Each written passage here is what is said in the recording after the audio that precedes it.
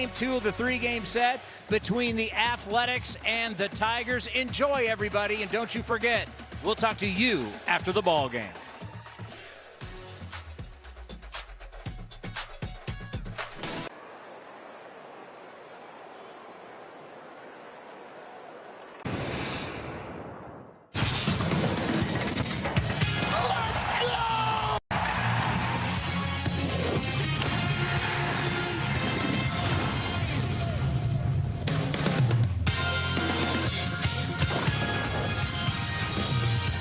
It's a sensational Sacramento Saturday at the ballpark. Marvel Night, another giveaway as fans will get their hands on a very special superhero poster as the A's square off against the Tigers for Game 2 of 3. Hello again, everybody. Alongside my broadcast partner, Dallas Braden, I'm Chris Carey. And DB, the supervillain the A's will face tonight, Framber Valdez, who's had a lot of success against the green and gold in his career. He's had a lot of success in his career in general. I think even more specifically so against the Athletics. You're talking about a guy who has compiled 112 total innings against the Athletics and has been dominant in just about each and every one of them. The 2.49 ERA, the 0.98 whip, Chris, both of those are the lowest versus teams with 35 innings or more he's pitched against. And I think that just kind of spells out what sort of special talent Framber Valdez is and how he has attacked this A's team since he showed up in the big leagues. The Indiana Hoosier Jack Perkins takes the ball from Arcatse. He had an excellent last start in his appearance with the A's against the Red Sox. There were a couple of things that were on display for me with Jack Perkins, and you can start with his ability to get into the strike zone early, stay in the strike zone often. He was 13 for 21 in first pitch strikes, and what does that do for you? Well, it opens up the rest of your arsenal. We saw that changeup really go to work. He threw 14 total, and it frustrated the Red Sox. 10 of them were strikes, all swings, 5 were swing and misses. So I think that tells you just how important it is to get ahead and the kind of impact it can have on the rest of his stuff, because that changeup, that change piece is special, my friend. A's hoping to channel their inner superheroes tonight and bring a W to West Sacramento. Get your popcorn and your posters. It's the Tigers against the A's when we come back. Species. A's Baseball is brought to you by Toyota. Class-leading MPG and more hybrid models than any other brand. Toyota, let's go places. And by Amazon. Spend less on your kids for back to school.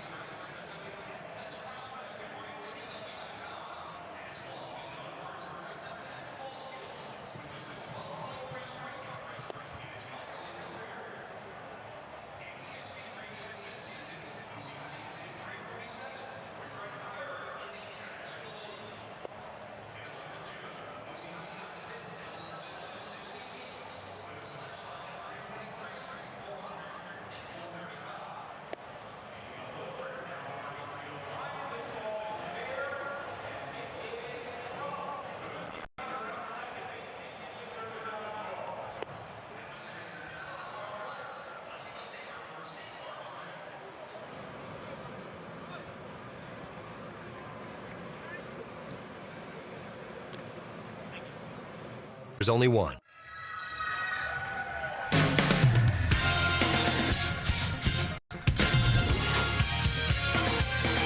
Enter through the right field gate, Sutter Health Park, Tigers and A's. Round 2 of 3. The Marvel Night giveaway poster of Kurtz and Iron Man, his favorite superhero.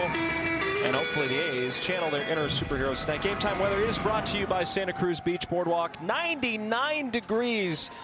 Not much wind, 22% humidity, but it has slowly started to heat up in the 916.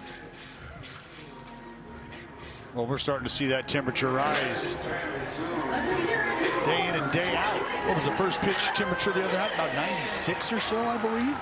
Yep. 99, that's got to be the highest of the season, Chris. Now, last night, the Detroit Tigers were red hot. Here is their starting lineup, brought to you by your Sacramento area Chevrolet dealers.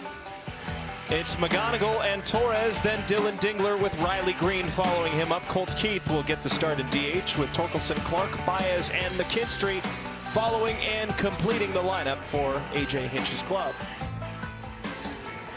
And the man on the mound tonight in Game 2 of this 3-game set against the Tigers, Jack Perkins. 9th start of the season for Perk. 68 1/3 innings pitched for the right-hander. And that's a combination of not only the starts, but the relief appearances that we've seen him make. And I think if you can see what Jack Perkins did in his last start against the Red Sox and how he was able to work ahead of guys, how that helped expand the rest of his repertoire, and you see that here tonight against a tough Tigers lineup, I think you very well could be in for a very nice start for Jack Perkins. He will entrust this defense behind him tonight, starting in the outfield. It's Tyler Soderstrom in left, Bolte in center, Butler in right, White and Heim on the corners, Williams and Jonathan Ornelas, the brand new A up the middle. Brian Servin behind the plate for Jack Perkins. There's the skipper. The A's finished July with a 5-19 record. Now the calendar turns to August, and hopefully a much better 8th month of the year as compared to the 7th month for the A's. I tell you right now, it's the dog days, and it's time to find a bone and bite down. Because everybody, at least in your mind, if you're the Athletics, has a clean slate here, 0-0 heading into the dog days. You got to make the best of it. I already like the uniform clash here. Detroit, orange script, navy uniforms, orange numbering and lettering. The A's in their gold Sacramento uniforms on Sacramento Saturday. Perkins winds up the first pitch, and we are underway at 6:40 local. High and away to McGonigal, who finished July at 285, had a 293 month. 1 for 3 last night, did have a homer and 2 RBIs, and is the first man to come up tonight. That's a pitch that you've identified as a strength for Jack Perkins, one that he has continued to develop, is that changeup. Well, not only has he continued to develop it, I think it's continued to turn into a weapon for him, not just a pitch he's throwing these days. McGonigal sends it in the air to left. Soderstrom going back, and it is gone. Just like that, Detroit leads 1-0. McGonigal's 11th of the year, his 40th RBI. And the Tigers up early. Well, now the 4th leadoff homer for McGonigal. Started the at-bat with a fastball, then went to the changeup, back to the fastball, and McGonigal mangled it. Little backside shot for the leadoff hitter. Have yourself a rookie campaign, Kevin McGonigal. Gleyber Torres now up, bouncing ball, that'll get through. Back-to-back hits, a homer and a single. And Dylan Dingler, who had a great night at the office last night, is up for the first time tonight. We all know what he did. He put the game out of reach in the 8th inning, where the Tigers scored 7 runs. The A's have allowed 7 runs or more in an inning 6 times this year. That's tied for the Angels, with the Angels, for the most in the major leagues. First career grand slam for Dingler. He swings and misses on a sweeper. 0-1. Well, and that grand slam, Chris, one of 22 long balls allowed specifically to the catching position by the Athletics, more than anybody in baseball. Busted bat, that's going to drop. 3 straight hits.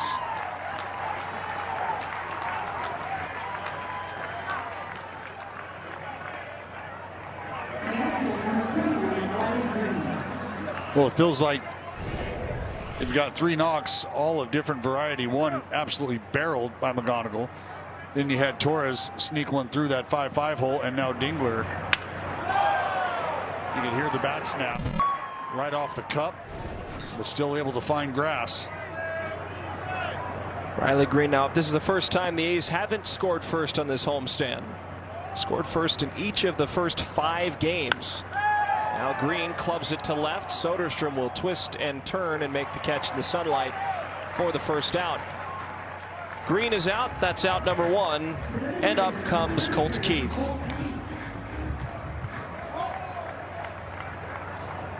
He was used as a pinch hitter last night in the 5th inning. Did not continue in the game. .263 on the season, 8 home runs, 26 RBIs, batting a cool .359 over his last 15 games. And he's getting hot at the right time for the Tigers, who are continuing to try and build their momentum in the American League Central and for that final wild card spot.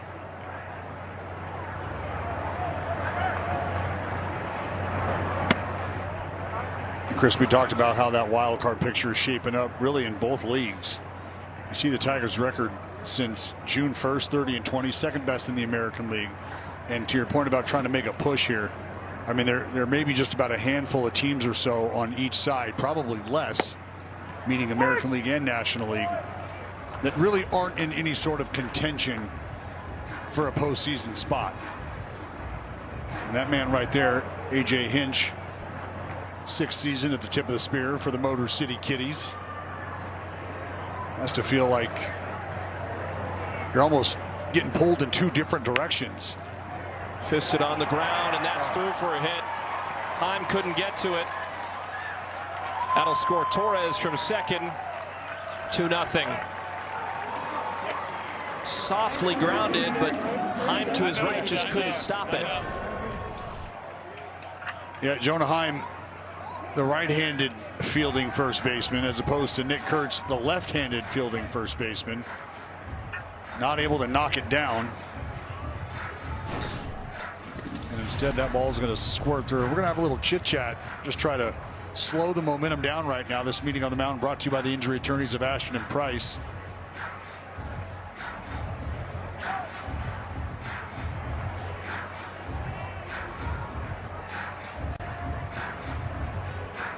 Just a quick meeting here. Spencer Torkelson is looming. Enjoyed his second 3-hit game of the year last night. Went 3 for 4, scored 3 of the team's 13 runs.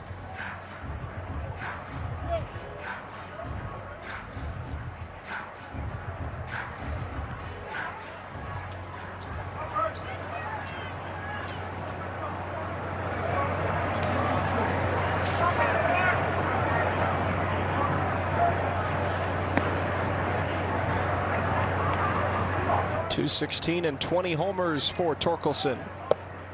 First pitch down low. The grim reality of it all, Dallas, comes from the bullpen for the A's. A's bullpen allowed 11 runs of the 13 last night, marked the 3rd time in the last 17 games it has yielded at least 10 runs. 1-5 with 4 blown saves. And an 8.88 ERA out of the bullpen. So what you've needed is length out of the starters. The starters have seemingly done their jobs well in the first 5 games of this homestand. Only have 1 win to show for it, despite having the lead in every single game at one point or another. Swing and a miss on a cut fastball.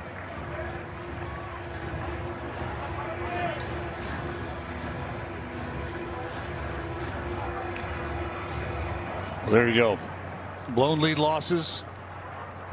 Tigers and the A's matched at 30, tied for the 3rd most in baseball. 1-2, a wave and a miss on a sweeper. Perkins strikes him out. Take the outs where you can get them, though, and Jack Perkins able to dial up a nasty slider, take care of business against Torkelson. He's seen 6 hitters, but he's only thrown 14 pitches. Well, that's how quickly, as we call it, a big league inning can unfold on you. Max Clark certainly had a big league debut last night. 3 hits, a pair of doubles, an RBI.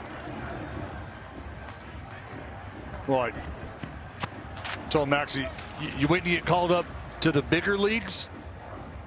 This level's too easy for you. And I'm sure folks around baseball saw that shot.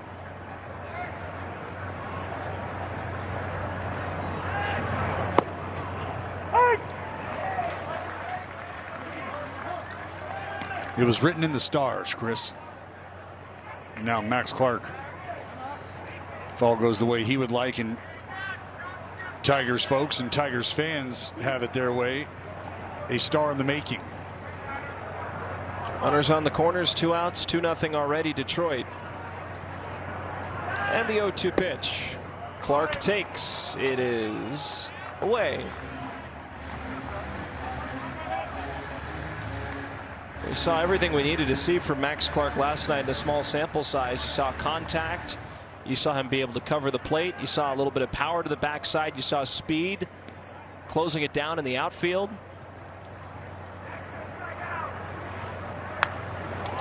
Now he fouls away a pitch. Well, what a debut it was. That was knock number 1, just kind of soft served out to left. And then the barrel started to come. That was one of the first 2 doubles he would hit. No problem using the opposite field.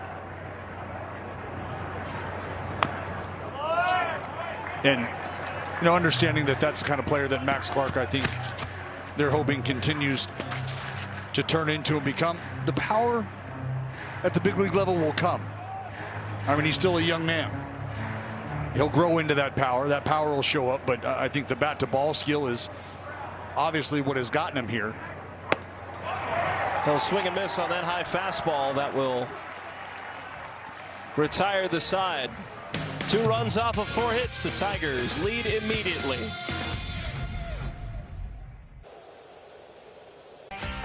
Time for the A's starting lineup, brought to you by your Sacramento area Chevrolet dealers. They're down 2-0. Wilson, Soderstrom, White, Butler, Williams, Bolte, Servin, and Ornelas. Southpaw on the bump tonight for the Detroit Tigers. Familiar face in a brand new place, Framber Valdez. 22nd start of the season for the Southpaw. And Framber, I think the numbers maybe look a little different than what you're expected when it comes to athletics fans. And I think it's simply because Framber Valdez, throughout the course of his career, has absolutely dealt against the Athletics. The numbers kind of bear that out. Remember, Framber, one of those rare talents, Chris, that has the ability to throw that right there, the sinker, and get you on the ground at an incredible rate, 53.4% ground ball rate for the left-hander. But he also has the ability to generate swing and miss when needed. And there's just not many folks that possess both of those abilities, because both of those abilities can really bail you out of tough spots, right? You need a ground ball double play, sink it low and let them beat it into the ground. You need to keep base runners where they're at, big punch out in a big spot. He can do that too.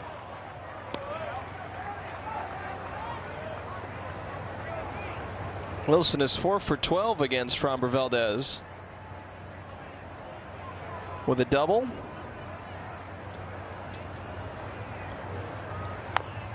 He'll foul this away. Kurtz has a homer against Valdez, 4 for 9 with a homer and 2 RBIs in his career, but he is not starting tonight.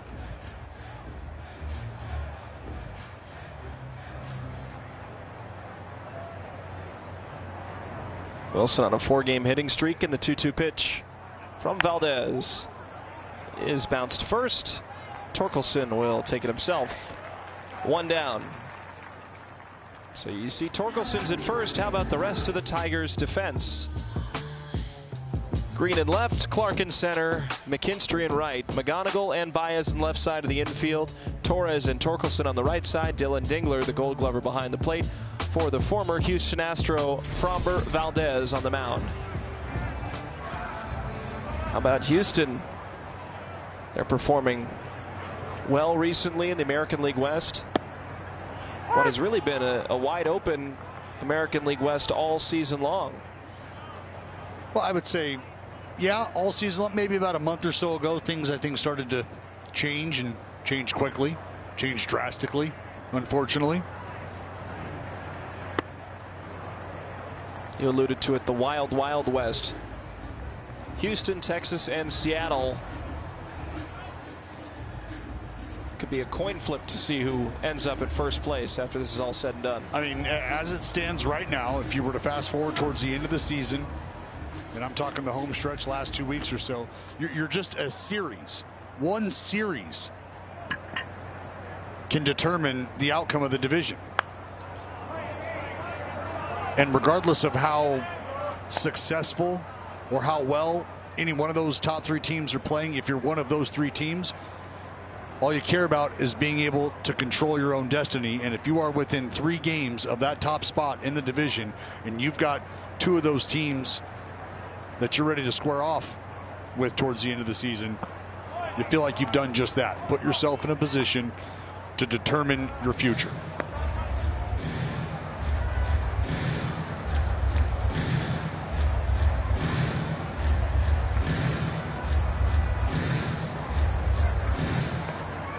Jonah Heim has 4 extra base hits on this homestand, 2 doubles and 2 homers at .236 on the year. The 1-2, a swing and a miss, a curveball strikes out Heim. Time now for pitching stats, brought to you by AutoZone. In Major League Baseball, most wins against one team, while Framber Valdez has had the A's number since 2022. You can see George Kirby has 9 against the Rangers, Merrill Kelly 9 against the Rockies. And it's the in-division opponents where you see a lot of them. That's Valdez's success with Houston, now bleeding into his success with Detroit. Soderstrom hitless in his last 4 games, 1 for 20 on the homestand. And he'll punch it the other way, a base hit down the left field side. He'll settle for a long single, and Soderstrom snaps that 4-game hitless streak, getting aboard with 2 outs. Well, Sodi doing a wonderful job of being able to get inside this sinker from Framber Valdez. About just under the hand height of Tyler Soderstrom, but charging in on the lefty. And for him to be able to shoot that ball with any sort of authority the other way, keep it fair, very impressive by Soderstrom.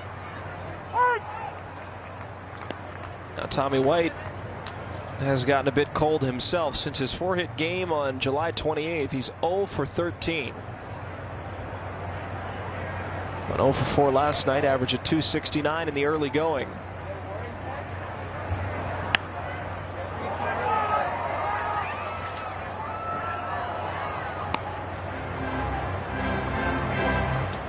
Task of hitting doesn't get any easier when you have a guy the caliber of Framber Valdez on the mound. And now let's see how Framber decides to handle the rookie here. Does he want to show him another front hit fastball? You try to spin something. 0-2. Line the other way. It's sinking and it's dropped. McKinstry went to a dive and it ends up in right. Down for a base hit. White snaps his streak as well. Soderstrom to third, and maybe the A's have something cooking with 2 outs.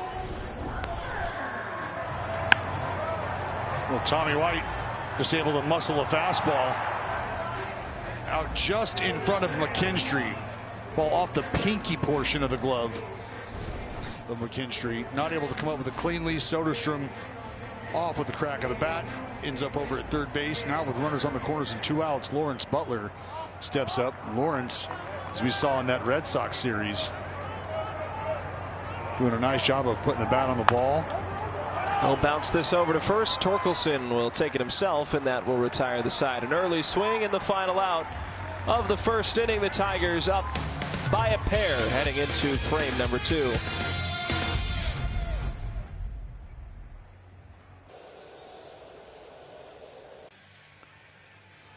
Welcome back. Time now for Wire Cam and Dirt Cam.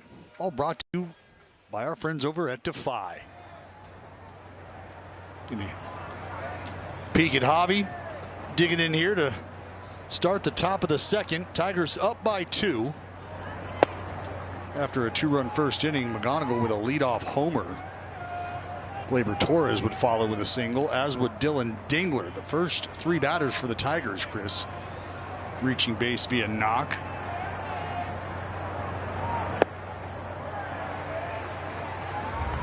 Javier Baez, 304 this year, 313 against right-handed pitching. Perkins hoping for a sharper inning of work in the second. Bouncing ball right back to the pitcher. He will gather and throw to first. 1 down. Well, it's our man Louis Krupa behind the dish tonight. Take a look at some of the tendencies of the man calling balls and strikes. After almost 12 years in the minor leagues, made his big league debut earlier this season. Welcome to the big leagues, Louis. 33.3% overturn rate, second lowest among all umpires. So that's 12 for 36.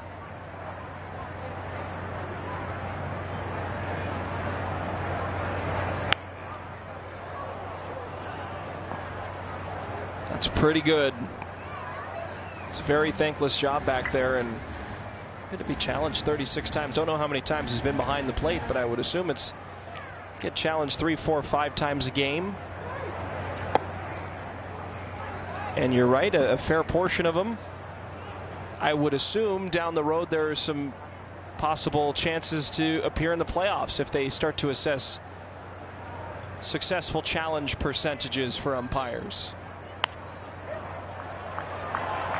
Yeah, I mean, those are things that are obviously considered over the course of the season, your efficiency. And, you know, I know there's a lot more that goes into that. Just the ability to handle certain situations throughout a game as they arise, how you handle, you know, some of the frustration as well is key.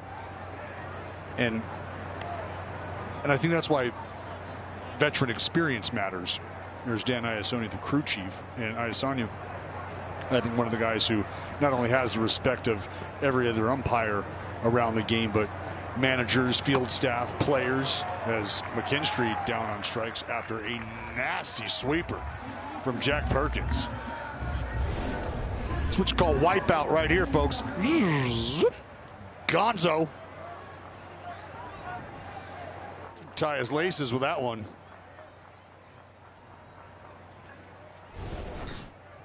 I mean, it doesn't get much better than that.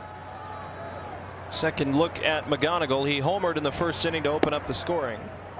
Backdoor sweeper called strike 0-1.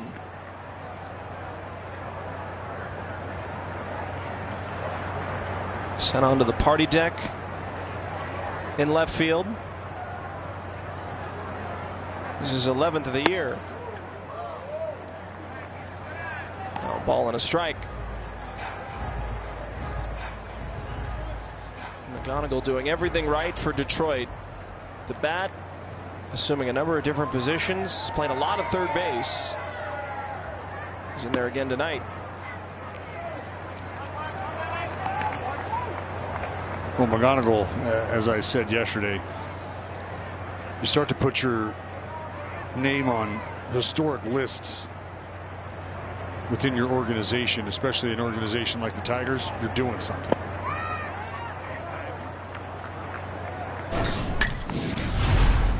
It was 1-0 quickly thanks to Kevin McGonigal. Backside shot. Caught on plane with a Perkins fastball. Nice play, Josh. Must have had him in the lab last night, Dallas. Early work, told you. I mean, you can get bitter about it or you can get better with it. Josh has chosen to get better. Got it with backed up, flat-footed, but still made the play. 3-2 taken high, a 2-out walk, and up comes Torres. And that's now at least one walk issued in all 9 starts this season for Jack Perkins. Jeffrey Springs last night walked 5. A lot of free passes, but only 2 runs came against him. The other 11, the bullpen is responsible for. Fouled away. And it goes without saying, 5 walks, that'll chip away at your pitch count quickly. There's left-hander. But I think Marcotte said something that bears repeating.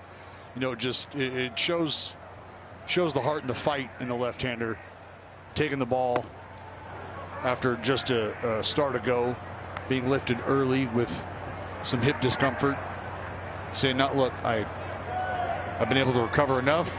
I want to go out there. I want to post."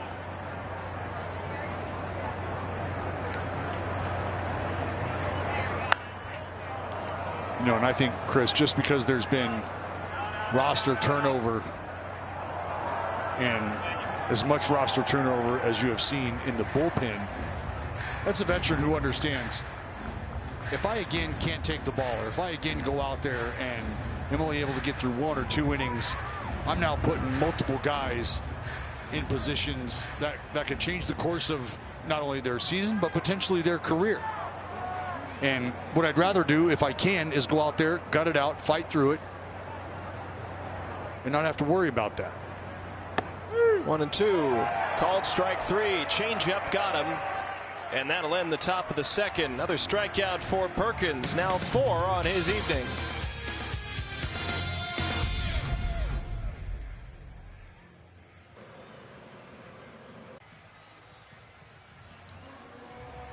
True baseball fans need Wi-Fi that's so reliable it never gets caught looking. Xfinity Internet keeps you in the game at one price for 5 years and allows you to get online in minutes with same-day Wi-Fi. Xfinity. Imagine that. There you are. How about that?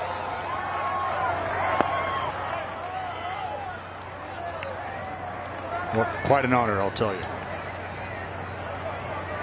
Play as much baseball as I've played up and down this valley as a kid.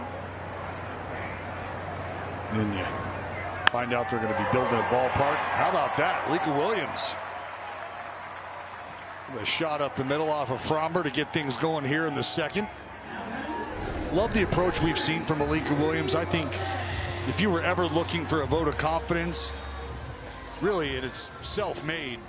The at-bat that he had against Chapman, you come off the bench cold, you're facing such a dynamic talent in Aroldis Chapman, and he's about a foot away from leaving the yard.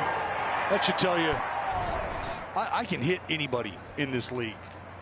And we've seen Alika, I think, walk up to the plate with more and more confidence. Now look, the balls aren't always going to fall where you'd like, but I think the idea that you watch him step up and continue to put together very, very good at bats with a consistent approach tells you just how much I think he's grown, having gotten the opportunity that he's gotten and really, frankly, earned for himself at this level this season. It's been really nice.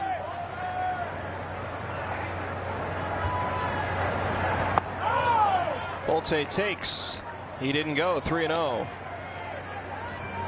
Bolte happy to turn the calendar at a 164 month of July with a 243 on base percentage. Went 1 for 2 last night. He's 248 on the season overall with 3 homers and 18 RBIs. He will let that pass him by, draw a walk. First and second, nobody out, and Brian Serven is coming up against Valdez.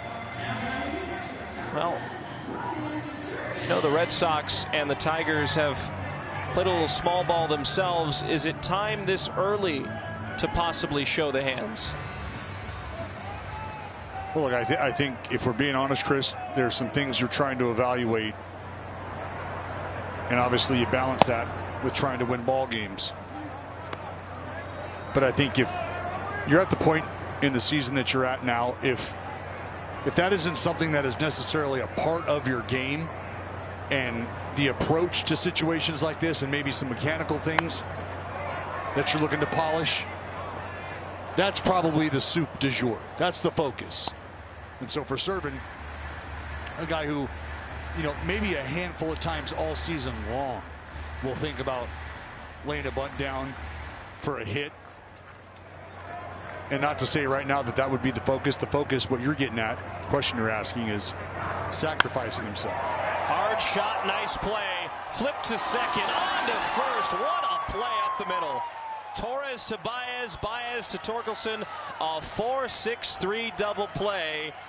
Alika to third, but Servin squared that baseball up. It ends up being a double play. Yeah, that was a bolt, no question. Gleyber doing a very nice job of hanging in there, waiting for Javi to get over there close enough where he can just kind of shuttle it on over there, and Javi with a great arm able to finish it off in plenty of time. Fromber very appreciative. Chris, that's something that the Athletics have done a lot of this season, and that's the double play ball.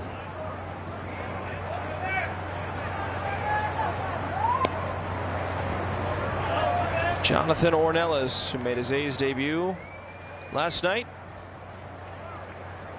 went 0 for 1, is up in his first A's start. Off the plate 2-0. He signed a minor league free agent deal with the Athletics on July the 24th after the Yankees released him on July the 16th.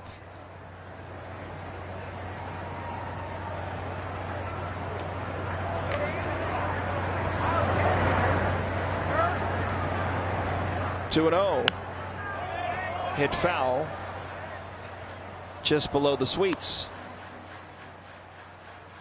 Well, coming into the ball game,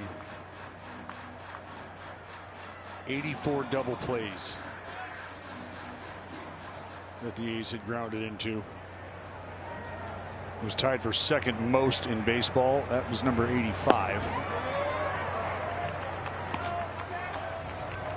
You almost want to put an asterisk by that 85th one because it was hit over 100 miles an hour, and a lot of second basemen don't come up with that baseball. And it just happened to be Gleyber Torres who made a miraculous effort on the ball. 2-2, breaking ball fouled by Ornelas.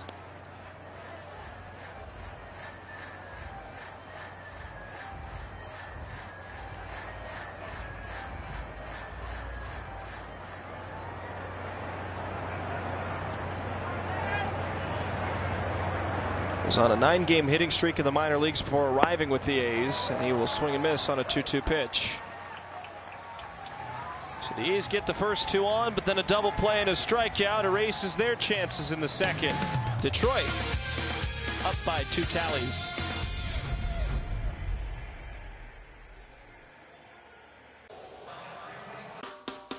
Stream MLB Network 24/7 and select out-of-market games every week, plus live radio broadcast of every game, game day 3D, big inning, and minor league action, all on MLB Plus. Visit MLB.com/MLB Plus to subscribe today. 2-0 the score, top of the third inning. Chris Carey, Dallas Braden, our great NBC Sports California crew. Dylan Dingler is 1 for 1 with a single. He broke his bat. 3 straight hits for the Tigers in the first inning before the first out came. Dingler quickly behind, 0-2. Perkins faced 7 batters in the first, then 4 in the second, hoping for just 3 here in the third. He locked him up, called strike 3. That's a good start. Change up for Perkins' 5th strikeout. Maybe he's starting to settle in. Well, that pitch kind of diving right under the hands there of Dingler, who would have been a wave and a miss if it wasn't a strike in and of itself. Green flew out to left in the first, takes strike 1.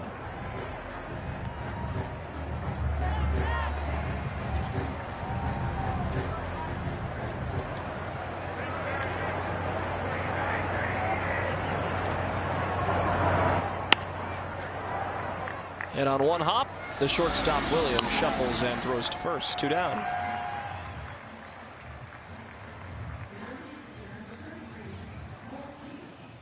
if he gets an out here in swift fashion, he'd be right back on track. Well, he's looked good. I mean, I understand how the ball game started. A little bit of a rough go early, but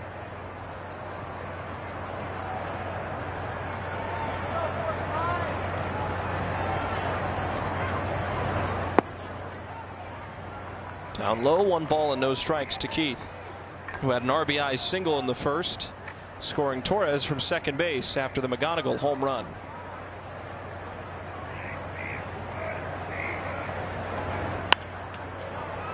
Another base hit, Colt Keith.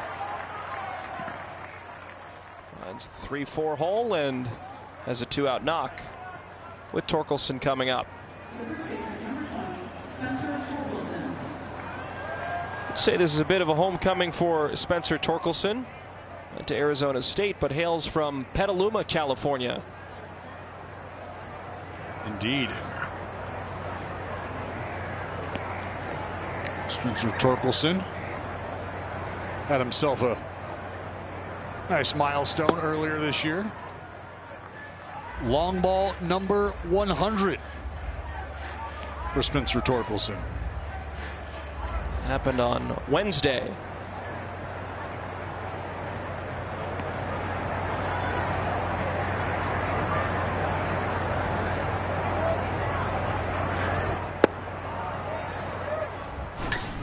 Here it is. Homer number 100. Back at home against the O's. The century mark. Go to work, Torque. He's not the only fella from Petaluma to drop bombs.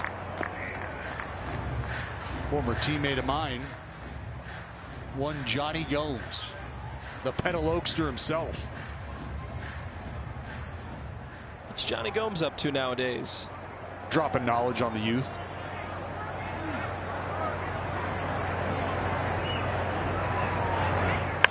Two and one, popped up. Alika in the shade. Shallow left makes the catch. And another semi-quick inning for Jack Perkins.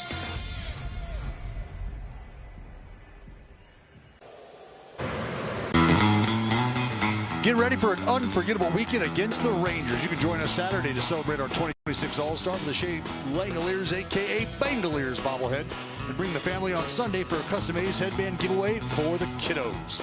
Bringing the energy to the ballpark all weekend long. You can grab your seats right now at athletics.com/tickets. Jacob Wilson starts off the bottom of the third with a single. Now on a 5-game hitting streak. Didn't waste any time there against Framber Valdez. Jacob Wilson back in that DH spot.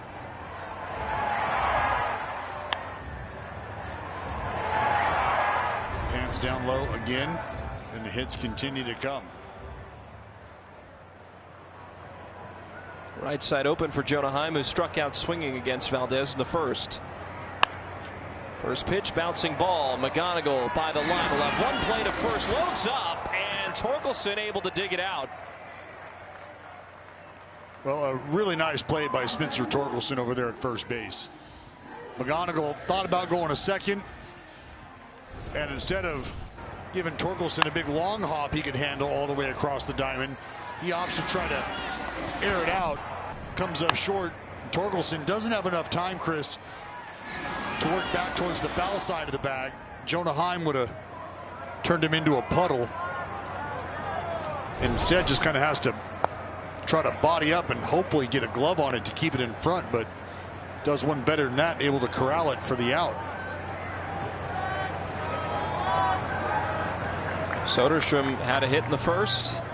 Wilson at second. A's down 2 runs. Breaking ball pulls the trigger, and he missed. Maybe caught a piece.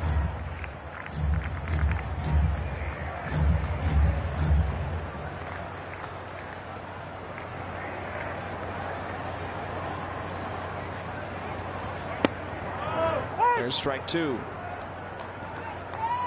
Now for the Athletics, their offense has scored 2 runs or fewer in 5 of the last 8 games. They're batting .199 in their last 8. 23 runs scored in a ballpark where a lot of runs do score typically. Check swing, he did not go. 2-2.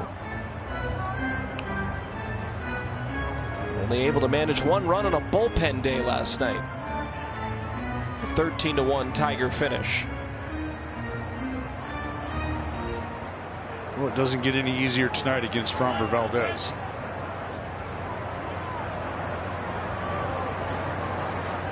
Two, breaking ball. Inside corner, struck him out.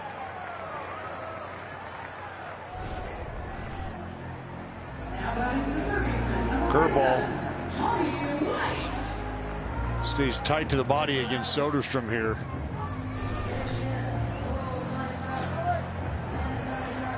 So White snaps his 0 for 13 streak with a single in the first inning. It was almost caught by McKinstry sliding in and right. Tommy takes in 1 ball and no strikes. Framber with a little walk around the mound. I think he wanted that one. He's got to get up and get ready to go.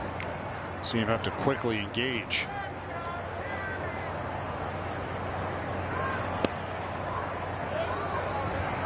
That didn't do. 2-0 to Tommy White. Still waiting to see that big time power we were accustomed to seeing throughout this guy's illustrious college career.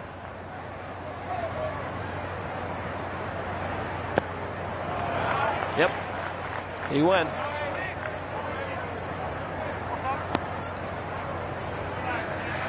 Two and one.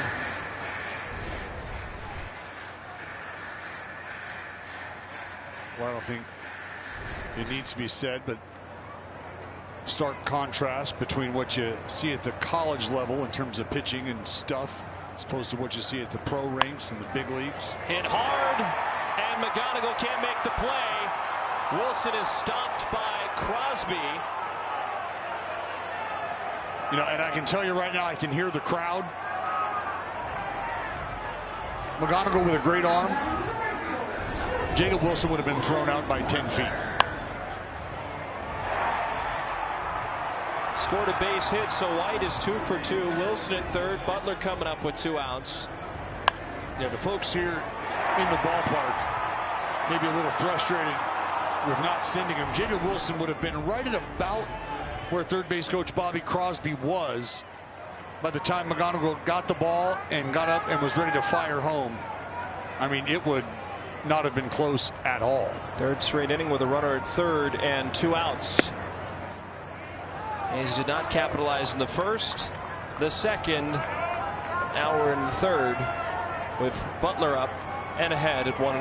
Well, at least 2 base runners in each of these first 3 innings here for the Athletics.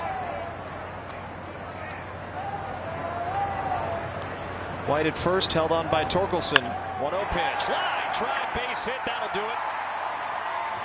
Butler eyes the opposite way. The A's strike in the third. An RBI single.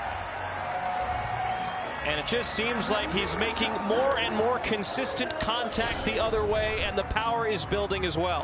Well, and I think that swing right there tells you this is not a swing where he's trying to do a ton of damage, but understanding that quote-unquote damage can be done by putting the ball in play.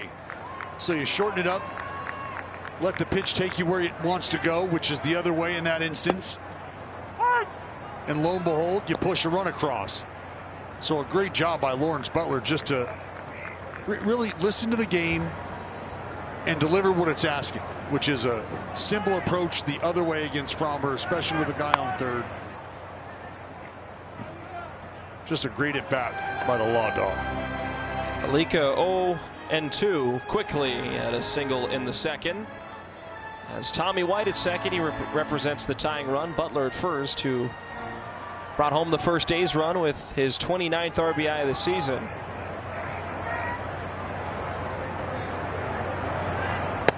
Breaking ball, and it's going to be an ABS challenge from Dylan Dingler. ABS is powered by T-Mobile. Let's take a glance. Lincoln strikes out looking. The A's strand 2 runners, but Lawrence Butler an RBI single cuts the Tiger lead in half. 2-1. through 3.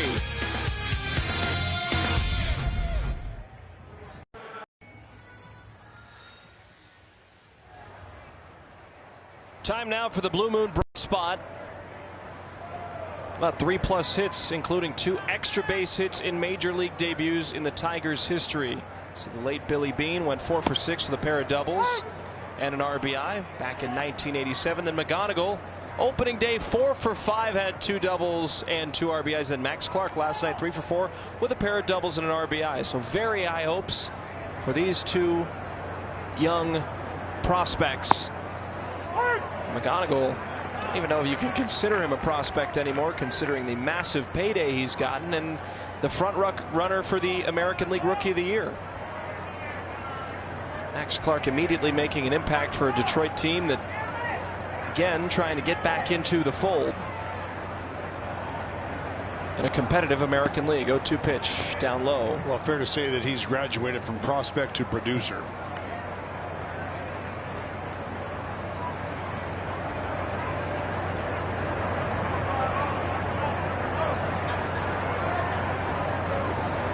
A's scored in the bottom of the 3rd thanks to Lawrence Butler. RBI single, his 29th RBI, and Clark will take a sweeper looking. I'll tell you what, Jack Perkins already 6 strikeouts, 1 is away. If it's viral, funny, or trending, it's on TikTok. Get exclusive athletics content by following us at NBC Sports Authentic.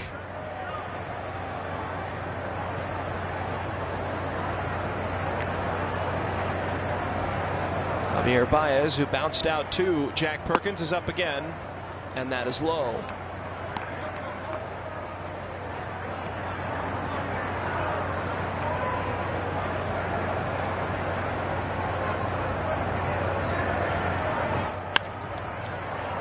Underneath it, on the infield, Ornelas, calling everyone off, makes the catch at second base for the second out.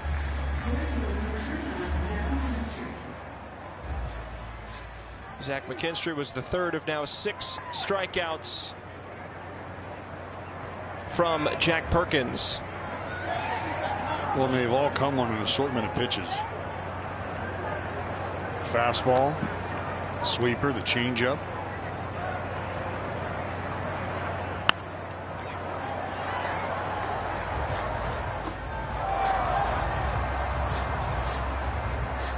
The way the game started, 3 straight hits, including a solo home run.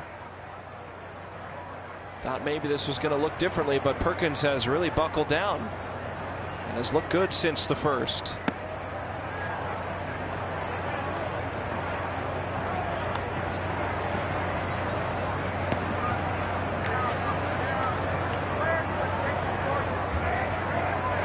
He's used 3 different bullpen arms, including extended relief appearances from Basso and Morales.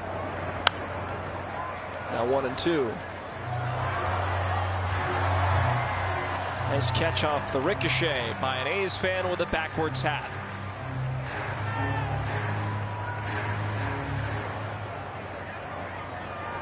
Perkins set, working quickly, and his 1-2 pitch fouled away.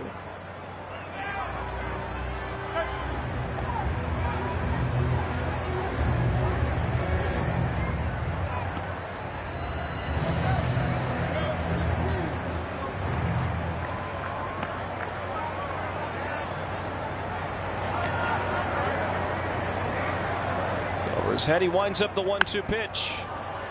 McKinstry staying alive. This was something we saw him do in Detroit earlier this season. Is anything close, he's more than willing to spoil pitches and up that pitch count. Yeah, not afraid to chip away.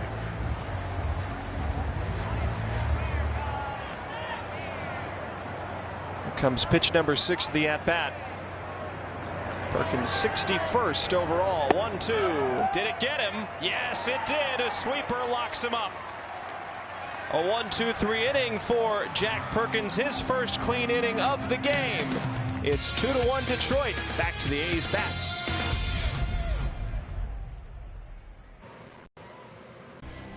This high roller is brought to you by Circa Resort and Casino. You got to go all the way back. 2009 on this date. Number 24 was etched in history forever. That's right. Ricky got his number retired. Just the 5th player in the team's Oakland history to have his number retired. Joined Catfish and Raleigh, Reggie in the end.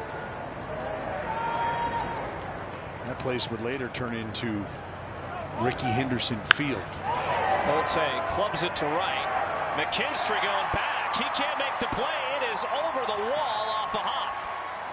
He initially broke in. It goes over his head, and Bolte a leadoff double. That might be the most well-struck ball he's had in about a month.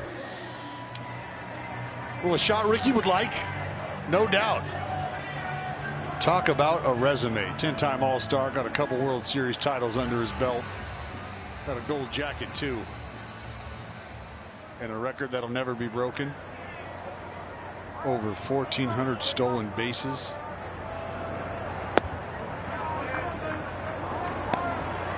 Just an absolute dude. A dude. Good chance he'd outfish anybody in this ballpark, too. Be out on the river at 99 degrees in Sacramento. I mean, river, ocean, didn't matter. Ricky not afraid to drop a line anywhere.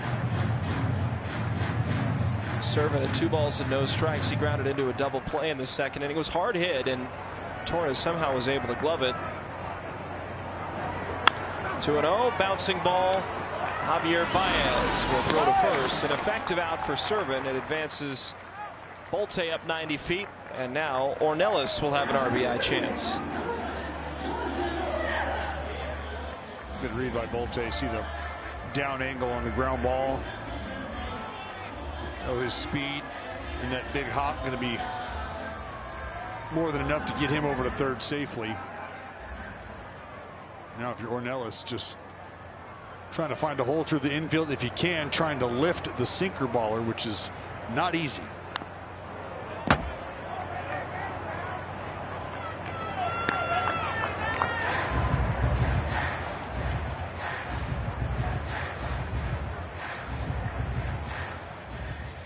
Infield in with Bolte's speed at third. Shows bunt, lays it down. Bolte's not coming home. Fromber twists, turns, throws to first, and Ornelas beat it out. Very close play.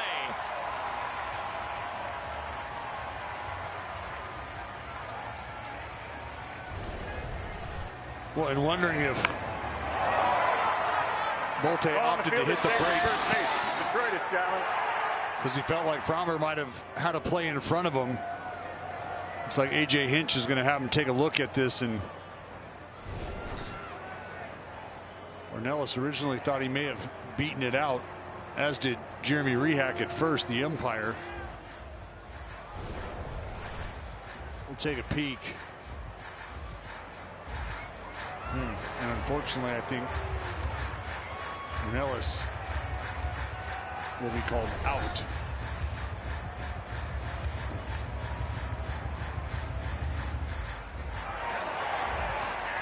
Different angles, it looks a little bit closer, but remember, clear and conclusive evidence is needed to overturn. Is it enough is the question.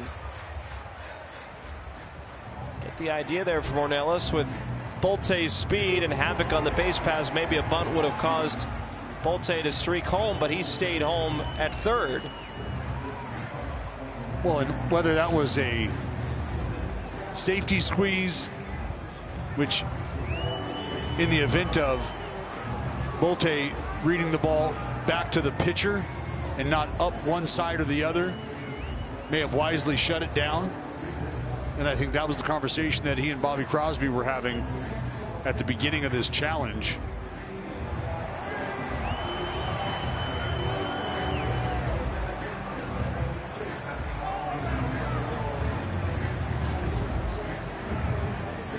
We're now just waiting on word from New York.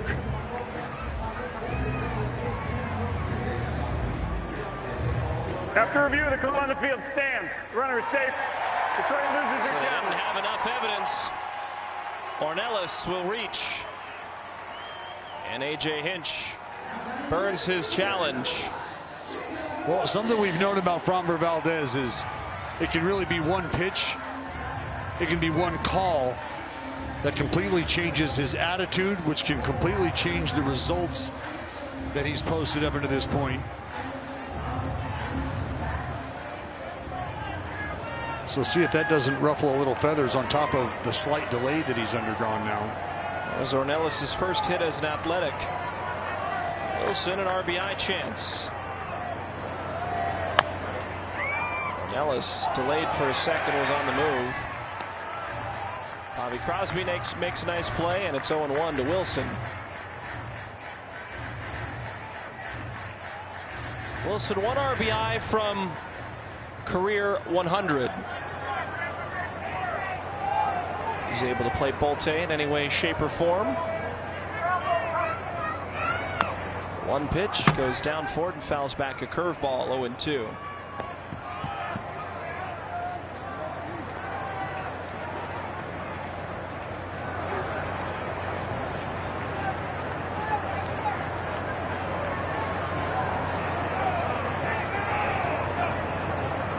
He's 3 for 9 with runners in scoring position, but only 1 run to show for it. Bouncing ball to third, over to second. McGonigal throws to second, then on to first. Wilson beats it out. Bolte scores, the game's tied. So fielder's choice 5-4. An RBI for Wilson. That's his 100th of his big league career. Well, this slow developing for McGonigal.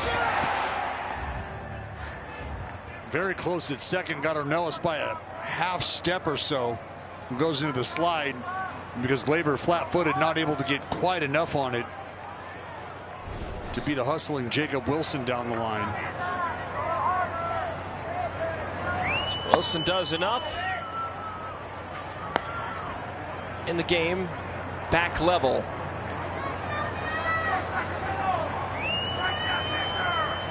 He's have 2 runs off of 8 hits. Detroit 2 runs off of 5 hits.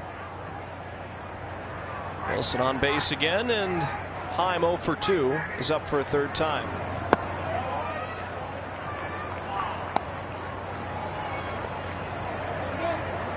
Fromber at 58 pitches.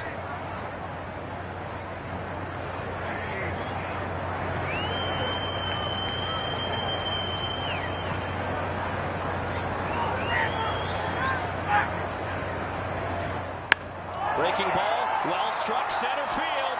Clark going back, still going back, and at the wall he makes the catch.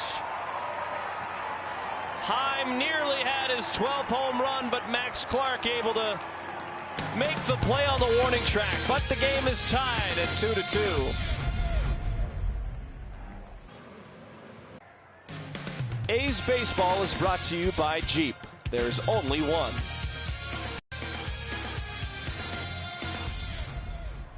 Tie game, 2-2 in the 5th inning. Top of the order for the Tigers, up for a 3rd time against Perkins. As they found their way back into the game, Kevin McGonigal 1 for 1 with a homer and a walk.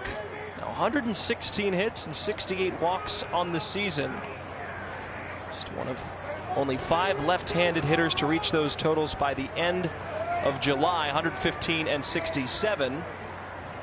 Not counting tonight. Joining James Wood this year, Yordan Alvarez this year, Juan Soto in 2024, and then Shohei Ohtani in 2023.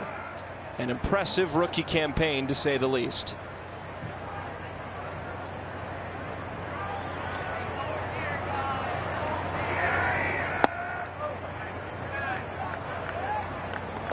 Much like we have seen with guys like Zach Geloff.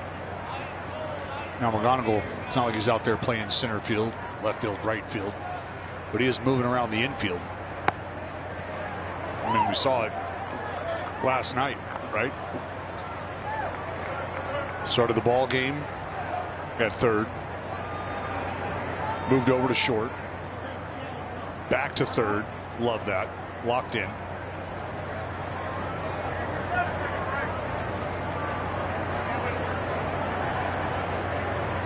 But we mentioned it yesterday, the versatility that you provide on one end of the ball, or one side of the baseball, I should say, and the production on the other unaffected. In the left center, Bolte will not be able to get there in time. It drops. 2-hit performance for Kevin McGonigal, leadoff single. Well, fans, you can create family traditions every Sunday at the ballpark, starting at just $99. Our family 4-pack includes 4 tickets, 4 hot dogs, 4 drinks, 4 bags of chips or popcorn. Kids 14 and under can enjoy exclusive items on all Sunday matchups. Secure your family 4-pack today at athletics.com/family.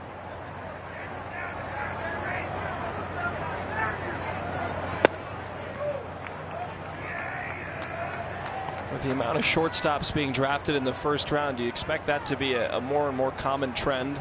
Young guys coming up and serving a variety of different roles earlier rather than feeling out the big leagues first at one position? Well, I think the easy answer to that is yes, just simply because of the athleticism that the shortstop position requires. And from there, I think based on need and the combination of need and ability, you could see that position kind of shift and move around, and who fills that position.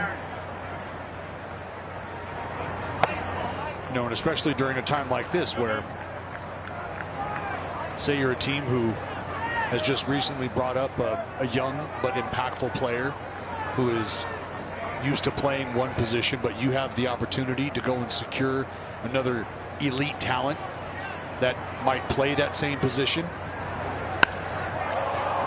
That's cracked to right center. Bolte on the move. He will turn and watch it go over the wall. Just over the high wall in right center. 4-2 Detroit.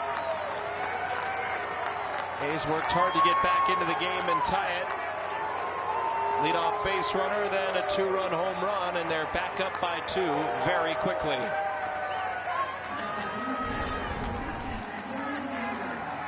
Yeah, it does feel just like that.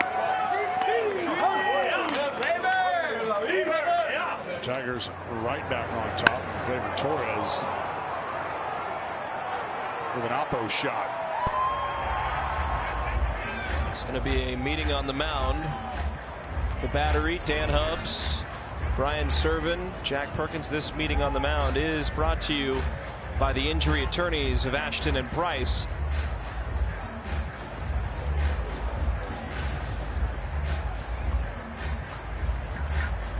Get to go to the farmers market today? No, it was more of a keep it at home day, cruise around the park kind of day. Don't know if Ben Bowden made it in time this morning to get to the farmers market. He was selected from AAA. Luis Morales optioned to AAA after Morales had a 2-inning performance, 6 hits, 8 runs, all of them earned, with a walk and a strikeout. So he's going to go back down. And welcome back Ben Bowden.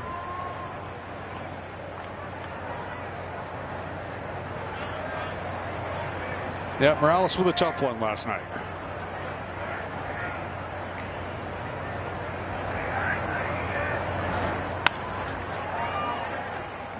Alika gives ground. The outfield grass throws to first, beats Dingler by about a half step. 1 down.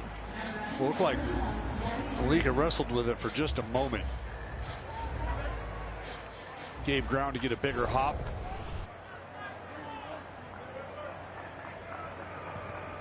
You see right there the glove closed, but does get the hand in there, gets rid of it just in time.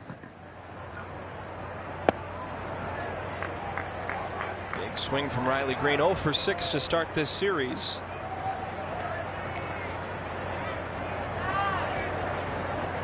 Has walked, has stolen a base in this series, has struck out only once.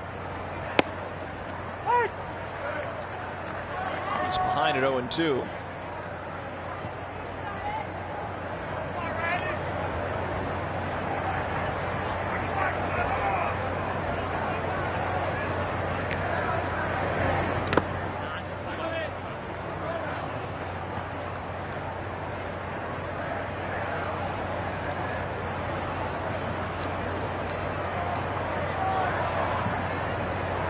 A nice turnout here tonight at the ballpark. Over 10,000 baseball fans in the house.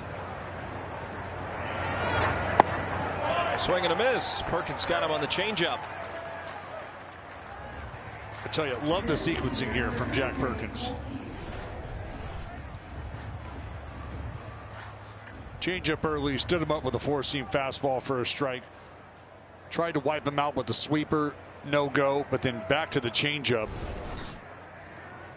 And when you look at the movement of those three pitches and where they were spotted, all coming out of the same release point, you can see, I mean, just visually think about the New Orleans Saints football team, their logo, the fleur-de-lis, and how you've got one spear in the middle, the two branches heading off in either direction. And that's exactly what that visual looks like, as we're going to have an ABS called a strike. by The batter's T-Mobile. challenging.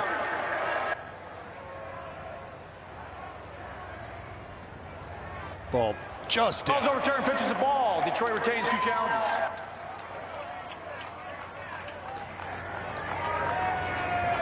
That sequence was a great example of Jack Perkins being able to move the ball around with velocity, taking velocity off.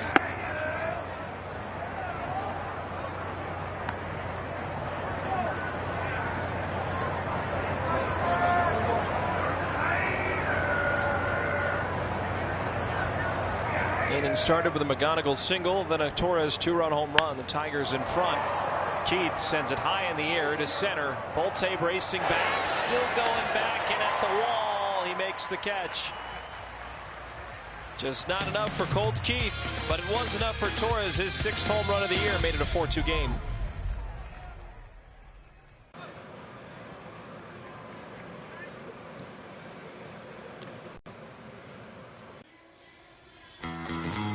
Dust off your boots and head to the ballpark on Friday, August 14th. The A's host the Rangers. You can stick around after the final hour to watch a massive fireworks show. Light up the Sacramento sky to all your favorite country music hits. Kick off your weekend with great music, big hits, and an epic fireworks show. Get your tickets right now at athletics.com/promotions. Soderstrom's up 4-2, bottom 5. 2-run home run from Gleyber Torres in the top of the 5th inning made it a 4-2 game, and the Tigers back out in front. Soderstrom is 1 for 2 tonight. That almost hit him. Curveball in. 2-0. I saw the sweets in the candy shop. The girls get their fair fix of sweets while they're in town seeing Daddy. Well, they always get their fix. It's a second, one away. Don't sound so enthused. Spoiled. Spoiled to say the least, but they deserve it. At least I think so. Maybe I'm partial. Oddly enough, I'm a big fan of my kids. What's not to love about them? See the little ones smile and you just melt. Ground ball to McGonigal. 2 away. Well, this powerful performance is brought to you by Xfinity. Hot dog back in the 3rd with a shot off the left-hander. They'll put the A's on the board.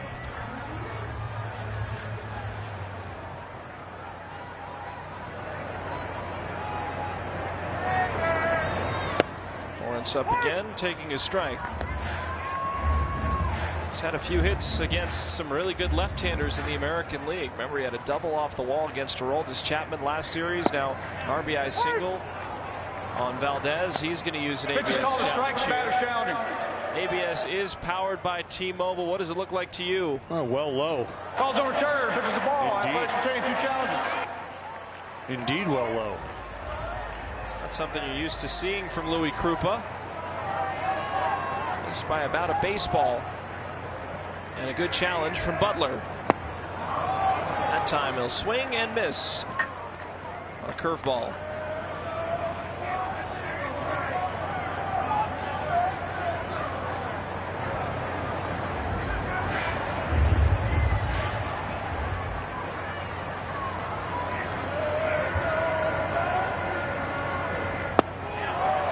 Swing and a miss. Curveball again strikes out Butler.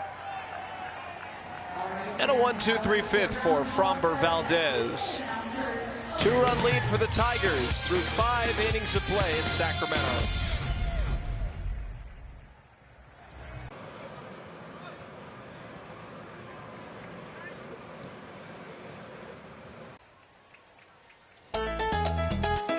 Get your Northern California news in Spanish weekends on Telemundo. From the latest weather to updates on what's happening in your community, join Telemundo every weekend to stay connected en Espanol. Torkelson, a hit. Top 6, 4-2, Tigers.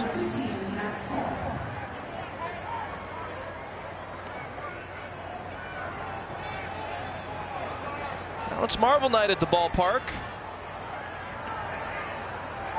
See some kiddos in the stands enjoying a themed Marvel poster. Max Clark takes high. White playing in at third. Nick Kurtz and Iron Man.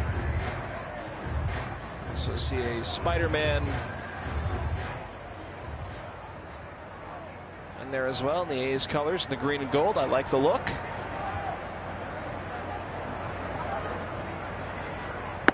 Now is that it's not a bobbler, is it?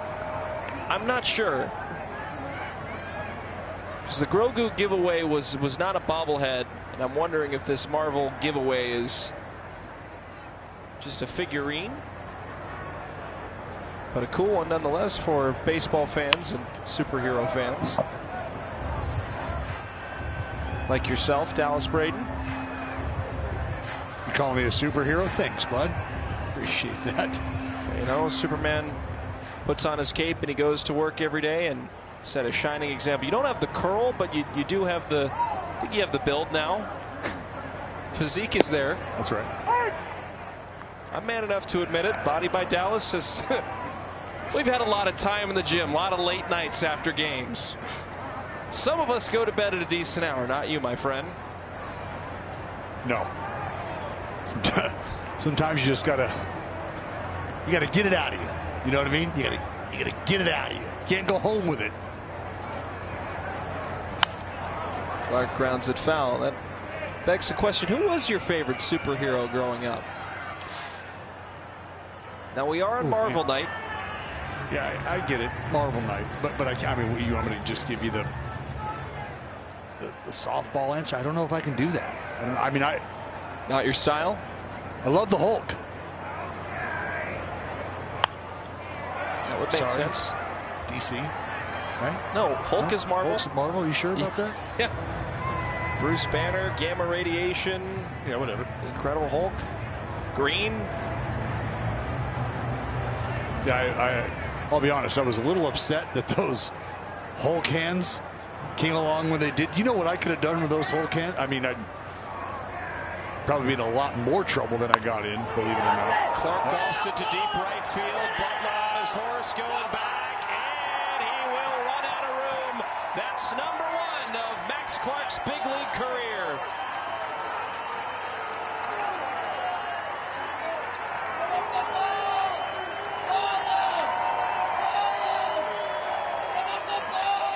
A wonderful start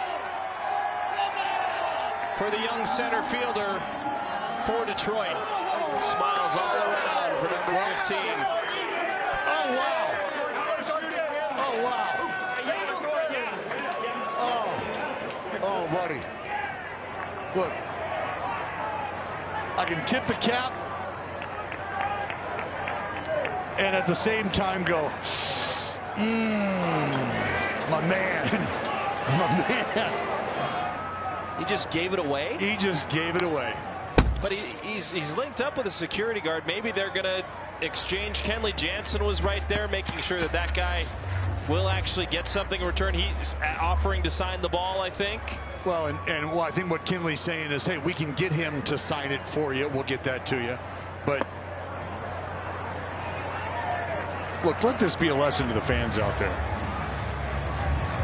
By all means, I respect the notion that it doesn't belong to me, it belongs to the player. great, fantastic. I mean, what you're going to get now is going to be a Max Clark baseball autograph, which is sweet. You probably had some more negotiating power is kind of what I'm getting at. Start with Clark going down and getting a breaking ball, scooping it up and parking it on the berm. Swing and a miss. Well, that begs the question, Dallas, if you were that fan, what would you have asked for? Oh man, I'm gonna need a Max Clark signed jersey, signed bat, signed ball. Probably gonna need something from Kenley Jansen as well. How about something Verlander? Let's make it really interesting. You think? Yeah, I mean, I wasn't done. Sorry. Yeah, you already have a Verlander autograph thing, though. I do, but I'm not that fan out there. Correct. And you and I will chew on it in between this pitching change here. Jack Perkins going to leave the ball game. Tigers up by 4. We'll be back right after this.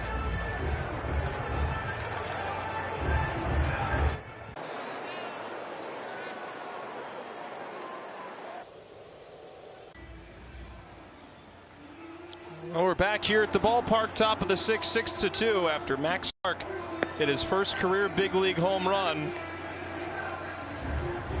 And it doesn't seem like there's a bartering element going on right now as the fan gleefully gave the ball to Kenley Jansen, the home run ball, the first career home run ball of Max Clark. Got a ball in return. We do not know what that individual will end up going home with as Jose Suarez comes into the game in a 6-2 score.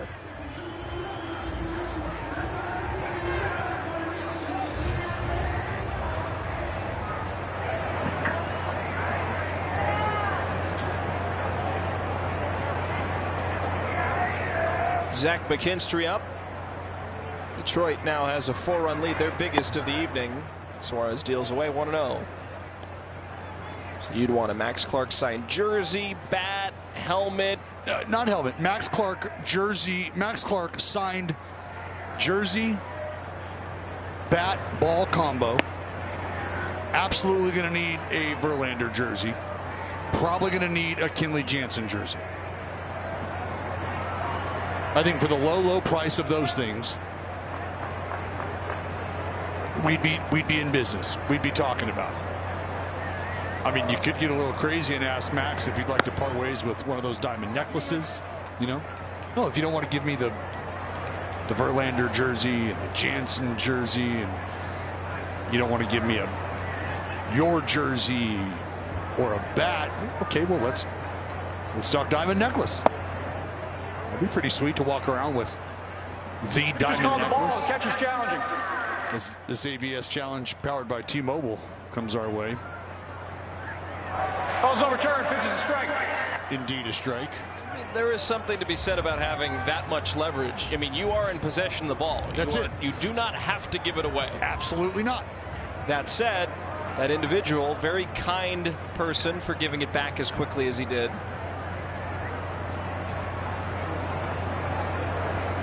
I think there's a good chance he is already popped up. Yep. Hine can't find it. Ornelas can. And he makes the catch. What were you saying? So there's a good chance he has already been told, hey man, this is what you need to be asking for. You don't have quite the leverage that you did 2 seconds ago. But in the event that, because now what you run the risk of is the Tigers going, okay. In the air to left. If it's fair, it's gone, but it's foul. Okay, I'm listening. Oh, and that as well. Okay. All right. Hey, look, that sounds great, but I think what we can do for you is we can give you that autograph ball from Max, and I think that's probably where we're going to cap out. And what would you have to say about that? Nothing. You got nothing. What about that one rare time you forgot your cell phone in the hotel? Where's my Dallas Braden signed baseball or signed baseball card or signed I don't know, game-used gym wear. You're blessed with presents every day. Like you said, you can always ask for more. Never enough.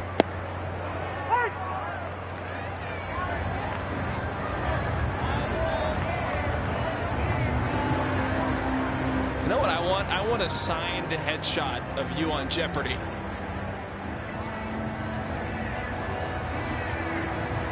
That's great. That would be my go-to. And I want you to make it out to your best friend as well. That's going to be a little bit more difficult for you, but I find joy in that struggle. 1-2. That's hanging the line, but it will hook foul. You know, I've already been in contact with some clubbies around the league who've done it for a long time. They said, "Oh man, you know, the jersey ask, that could be a bit steep. You know, bats, balls, hats, maybe a photo with the player, sure." Well, to that I say, yesterday's price ain't today's price. And I think the bargaining ethics of today have changed since yesteryear. This is who you are. You are aligning with the players, but then you can align with the fans. You just want to see chaos, my friend. It is in your blood, and I could see your mind twisting and turning and the gears starting to move. You know, if you weren't working this game, you'd be able to get involved, probably help that fan out quite a bit. I mean, we're talking about one of the game's most highly touted prospects, right? Yep. This isn't a guy who, you know, just got called up, not really on anybody's prospect radar.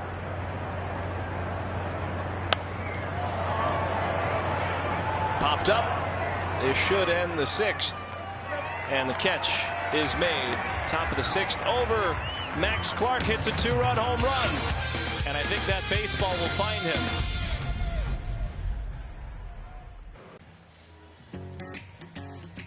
Bring the whole family out tomorrow on Stompin' Sunday as Green and Gold wrap up their series against the Tigers. Early arriving fans 14 and under will score their very own buildable tower bridge. It's the ultimate hands-on keepsake to celebrate Sacktown pride. Get your family tickets today at athletics.com/promotions. Alika swings on the first pitch. It's a foul ball. 0-1.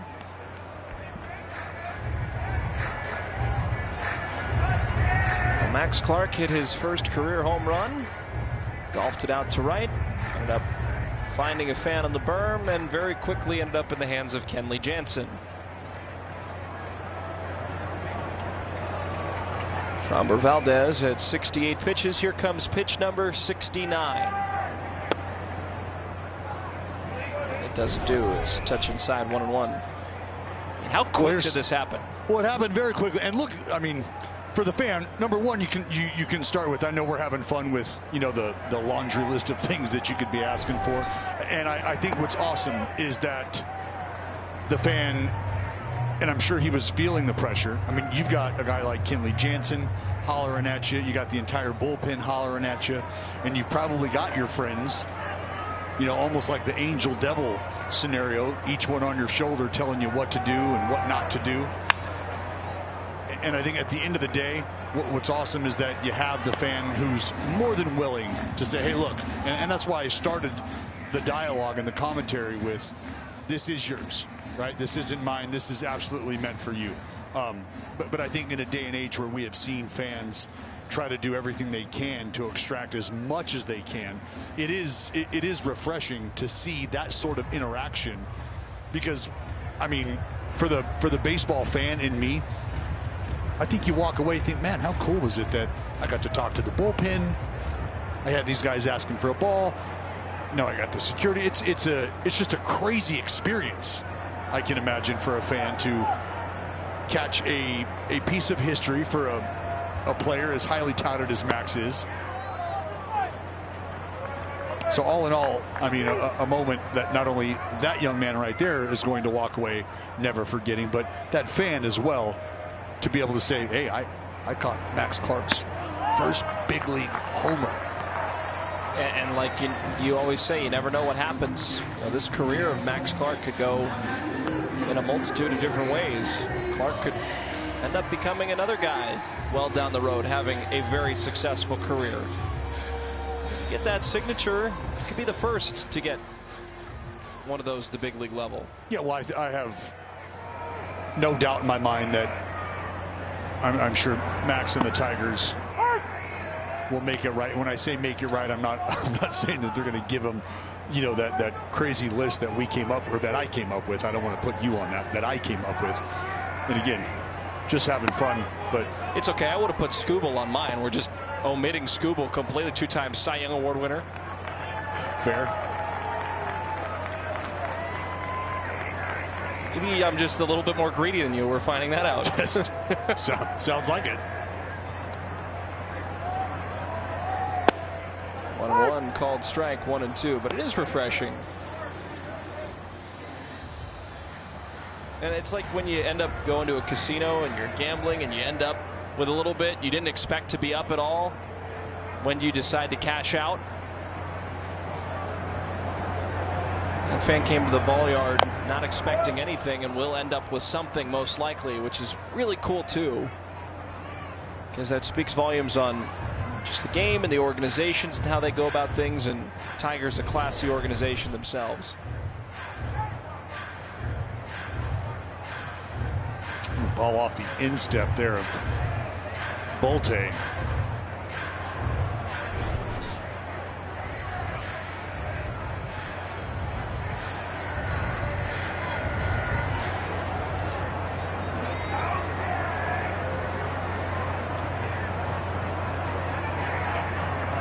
One ball and 2 strikes to Henry Bolte, who's walked and doubled. He's also scored. Strikes it the other way, right field, moving on. McKinstry, it is foul. Bolte eyeing the opposite field tonight. That almost dropped fair for what would have been at least a double, maybe more. Not a ton of foul territory down there.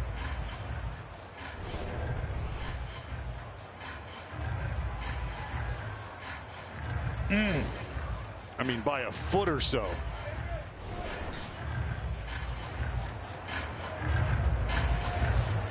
Bolte saw another Tigers lefty well in Detroit. He homered off of Tarik Skubal in his first at-bat against the Cy Young Award winner.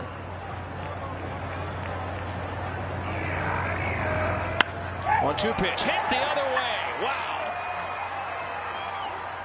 McKinstry gets it back in quickly. First and second, nobody out.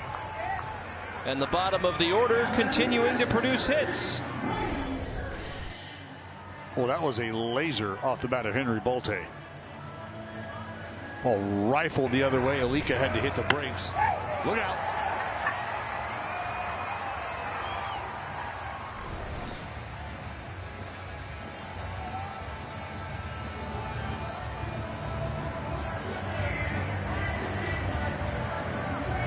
Out comes Chris Fetter to talk to the entire infield, meeting on the mound.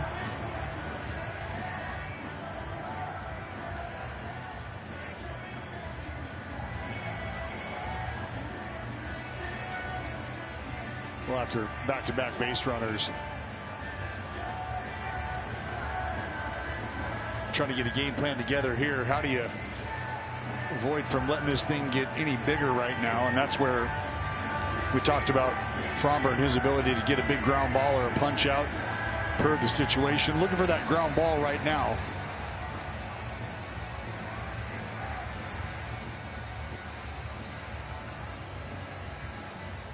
Now a word by the California Office of Traffic Safety and Caltrans. We are human. We make mistakes. We don't see that red light, that family. But we can do better. Be alert and slow the fast down. Go safely, California. Serving 0 for 2. Grounded into a double play. Grounded out to short. First pitch swinging, a changeup. Swung through and missed, 0-1. Valdez, unless things get dicey, is in line for his 6th win. There's been traffic in every inning except the 5th. His lone clean inning of the game. He's at 80 pitches.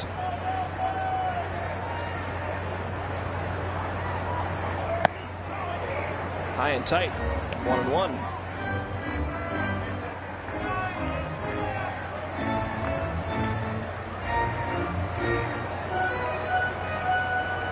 Torkelson well off the bag at first.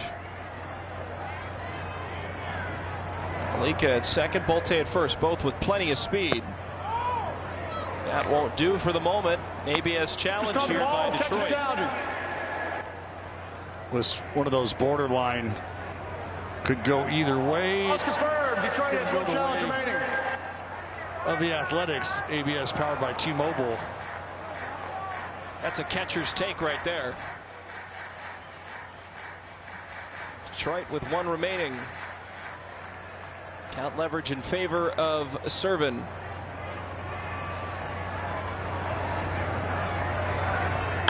Breaking ball, he lifts it in the air to right. McKinstry coming on, sprinting in, he'll make the catch. And no further advance by the runners. So one is down and Ornelas comes up.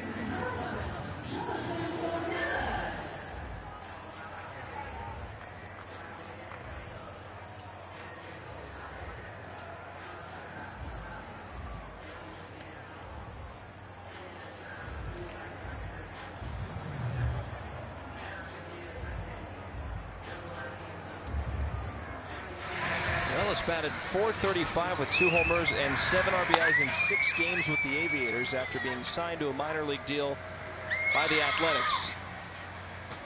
Alvarado begins to warm up in the bullpen, hopefully with a different score line, as Wilson waits on deck. First pitch, strike one. Ornelas struck out swinging, laid down a bunt, ended up being a single after a failed challenge from A.J. Hinch. It was a close play. There was not enough evidence to overturn the call on the field.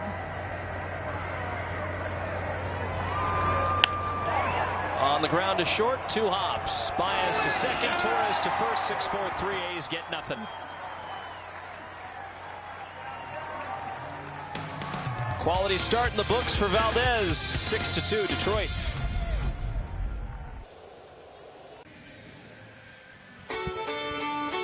This upcoming schedule is brought to you by Service Champions. Got one more game against Detroit tomorrow, then the A's head east to Cincinnati, and then they'll go to Boston after that, then back at home. The Rays and the Rangers here in West Sacramento. Jose Suarez, and that's a fly ball foul.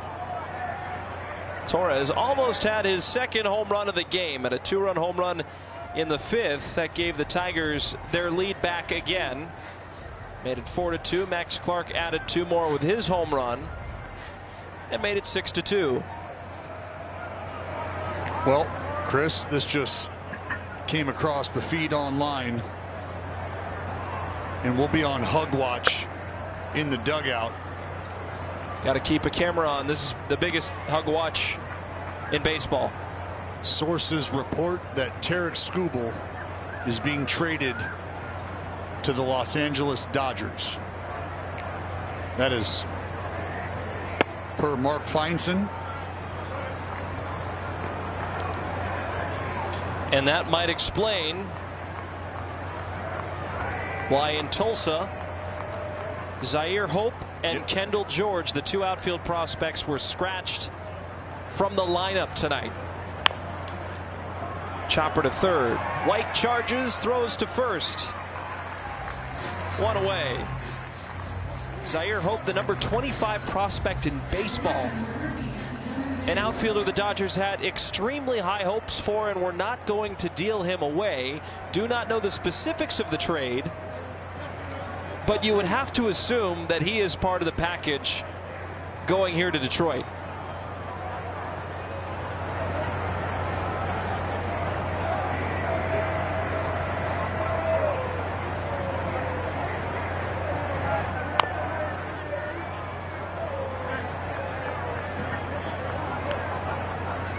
Wow.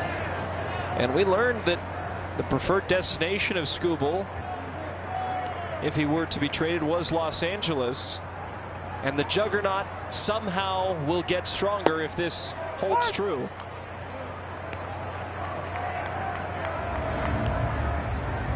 Jeff Passan also reported it a minute ago. This is happening. The two-time Cy Young Award winner will wear Dodger blue. Suarez lost control of that, slipped off the mound.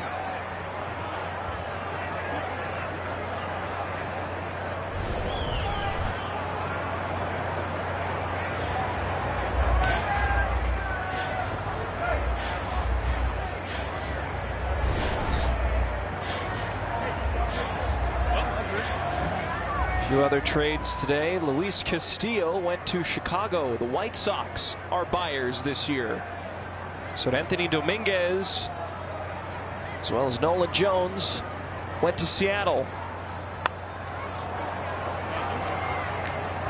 Atlanta added an outfielder in Lane Thomas and a left-handed pitcher in Bailey Falter.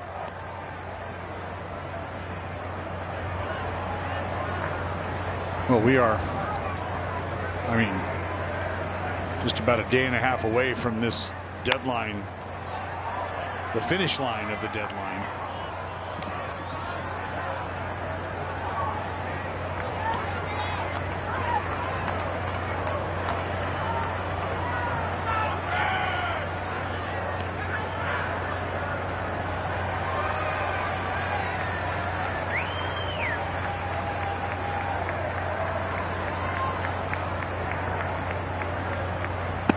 This is the biggest question mark around whether the Tigers were going to trade him away or not, and it seems like they saw what happened with Shohei Ohtani and the Angels and understand that Skubal's a free agent next year. They wanted to get some big pieces in return. That's exactly what will happen. Well, you couldn't afford to miss out.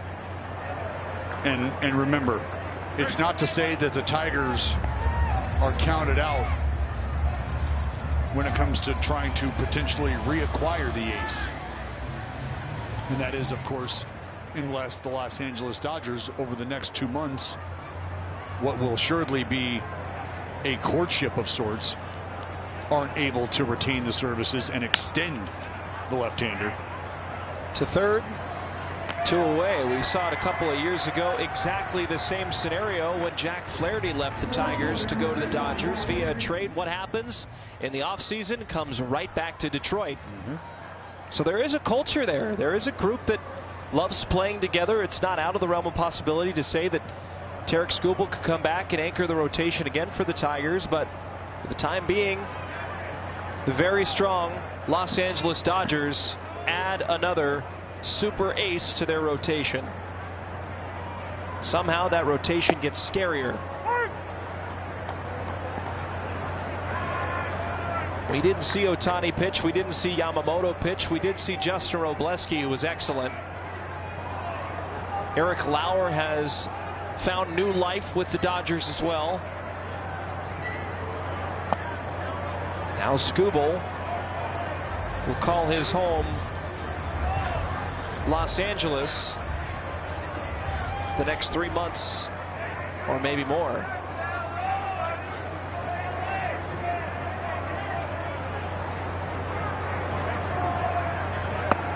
One a swing and a miss, 1-2.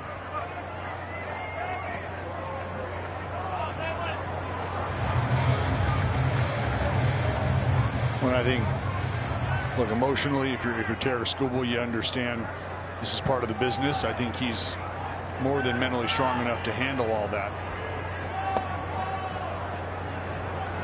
And now I think it's time to just go out and do what he's done, especially over the past couple of years, and that's just continue to dominate, continue to get outs, and hopefully you look up at the end of October and you got a nice ring on your hand. Have to be a three-peat for the Dodgers. 2-2 pitch. Outside 3-2. And there it is. Zaire Hope, River Ryan, and Brady Smith. So it is not the other outfielder That was scratched from the game. They get River Ryan. Pitch inside.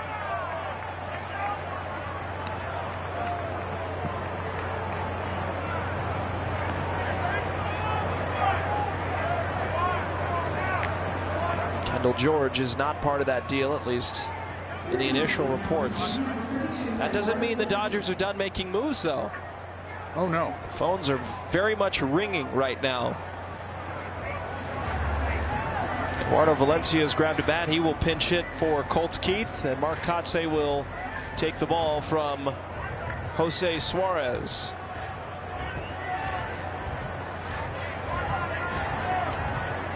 It'll be Blewett on for the Athletics. 1 on, 2 outs when we come back.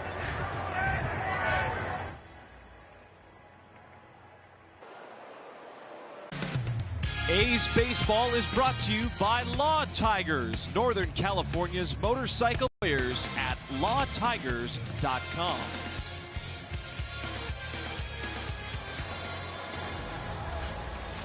Night has fallen upon Sacramento. 6-2 the score. Top 7. Base runner at first. Scott Blewett in the game. 4-run lead for Detroit. Eduardo Valencia is going to pinch hit for Colt Keith. Tigers very much ahead in this game, but a lot of news broke this inning about the ace in their rotation who no longer will wear their uniform in 2026.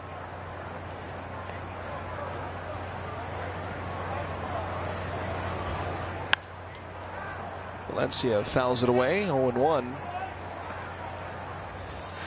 So the package of Zaire Hope,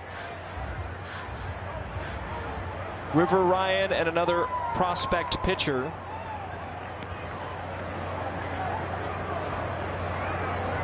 Yeah, Brady Smith. When you get, I mean, you got 3 of the, just as far as the prospects go, 3 of your top 20 prospects are now headed to Detroit in the return.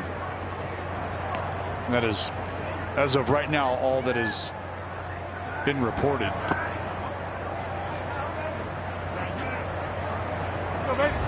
In entering the year, who would have thought the Tigers would be selling and the White Sox would be buying and the Twins would be buying? It has been a very unique year in the American League.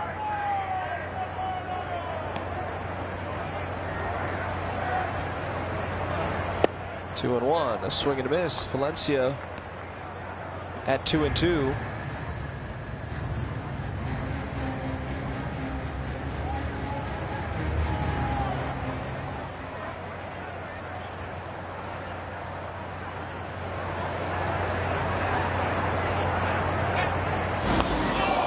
Throw over to first. That hit Riley Green.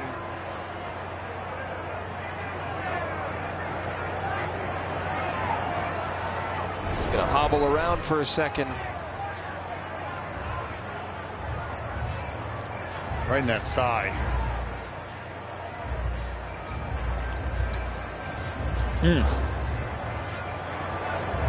Not an accurate throw over there.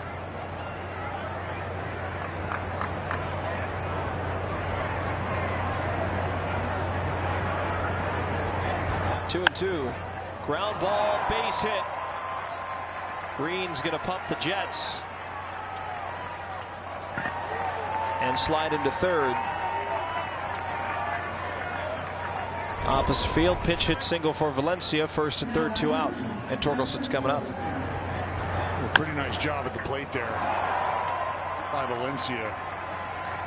Able to go up top, stay inside of that pitch. Find that hole on the right side. Well done.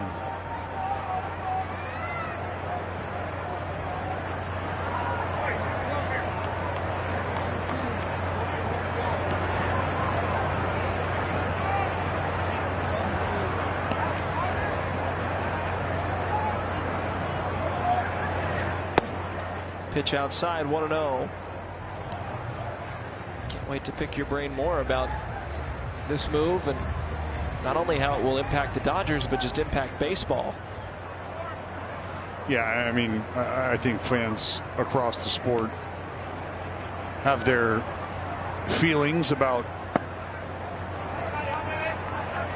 not only this trade that I think a lot of folks probably understood was coming, didn't want to have to entertain it until that moment came, and now that you're here, I think there'll still be folks needing to process, you know, how something like this comes about.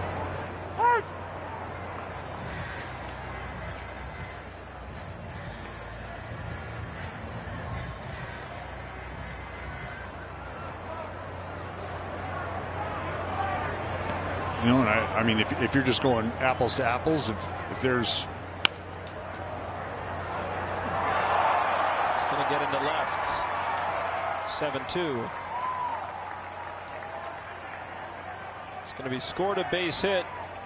Torkelson's 55th RBI. Well, time now for the play of the day, presented by your California Ford dealers. Lift off Max Clark, big league homer #1.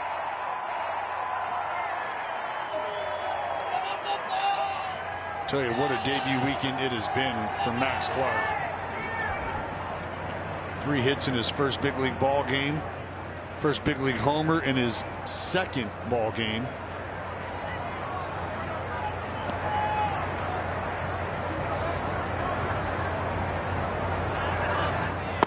Fair to say he is teed off.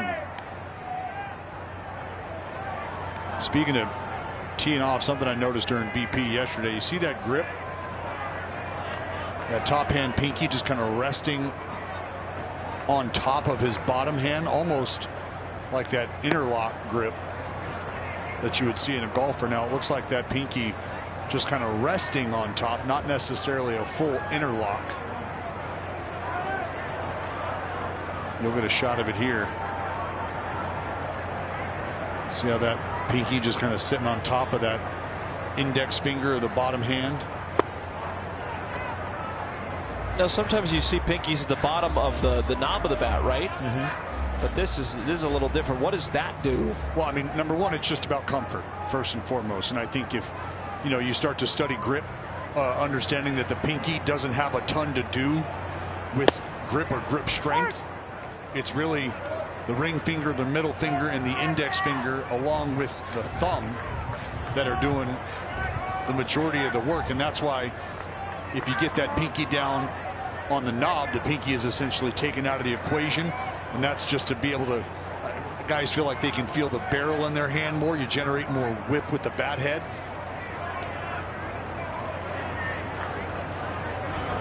Three and one. Foul.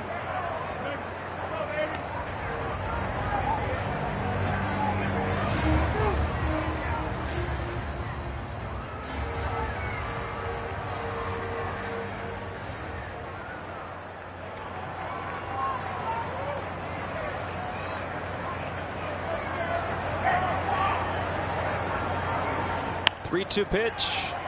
Both runners on the move, fouled away. Something I was going to say is, whether you're a fan of a team who you feel like had a chance or missed out on Tarek Skubal, and you're angry at the Dodgers for doing what they did, you can start with asking, well, does my team have a prospect package in terms of the top 20 that they could have potentially offered, on top of eating the salary that comes along with, to whatever degree the finances are worked out? And I'm not telling you that every team has the financial flexibility of the Dodgers, because that's just simply not true.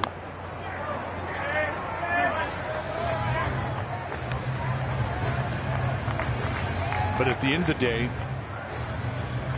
if you want players to want to win championships, and there are a handful of places that give a player the best opportunity to do so, wouldn't it stand to reason that the players would likely end up choosing one of those destinations? And you made the comment, Chris, that the Dodgers have been the front runner in terms of the landing spot for the left-hander, Tarek Skubal.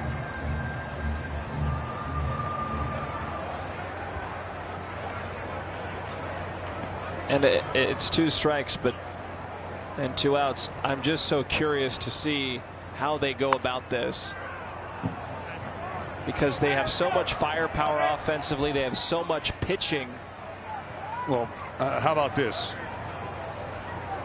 On that Dodger roster, 50 All-Star appearances, 19 Silver Sluggers, 9 Gold Gloves, 6 MVPs, 4 Cy Youngs, 4 ERA titles, 3 Reliever of the Years, 1 pitching Triple Crown, and a batting title.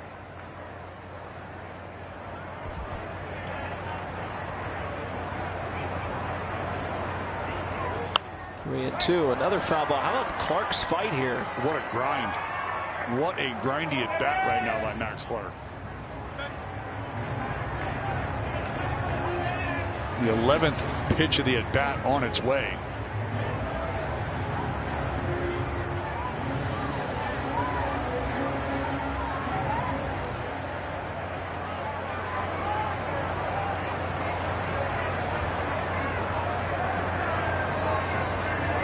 Payoff pitch.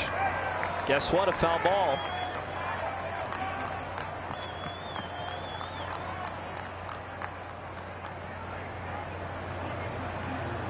Valencia at second. Torkelson at first in a 7-2 game. 11 pitches and 7 foul balls. He took the first strike and has fouled away the rest. 3-2. In the air to left. And Soderstrom will make the catch. Tigers get one in the 7th, and they lead by 5.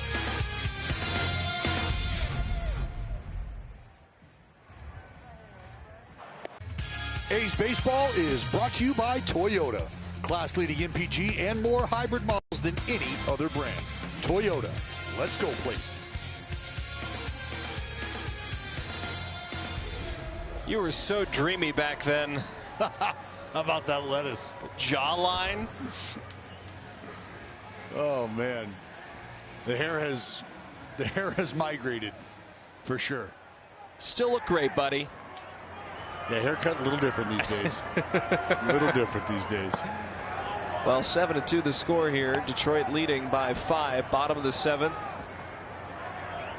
And Framber Valdez is still in the game. Back at it. 4th time through. And it's 1-1 to Wilson. Well, Framber with pitch number 88 on its way, obviously started this inning with under 90 pitches. Should be out number 1. And something that crossed my mind just thinking about the Skubal trade to the Dodgers is how many starting pitchers they truly have if they're all healthy at the same time. How will that look in the bullpen? They're just going to use starters in the bullpen, it would seem, right? Because you only need 3 or 4 starters truly for a playoff series. And what that provides you is depth. And I think understanding that some of the names that you're probably considering, Chris, are guys that are still currently on the mend and set to return soon. Think about a guy like Snell. I know Glasnow you're factoring into that equation. But there's something to be said for having guys that have served as those regular bullpen arms that are ready to be called on in a moment's notice. Don't need some of the preparation in terms of getting ready to go into a ball game that a starter does need or would require.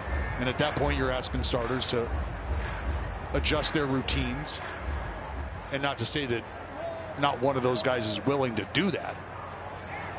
I mean, ultimately, you'd love to be able to tab each one of those starters for 6 innings plus, but that's just not how it works. But I think with the luxury of the depth that they'll have on top of some of the bullpen stalwarts that they have, if you're the Dodgers and you pencil in the back-to-back Cy Young Award winner in the American League, you feel pretty good about it. Heim lines it to center, on the move, Clark, and on the run. What a catch.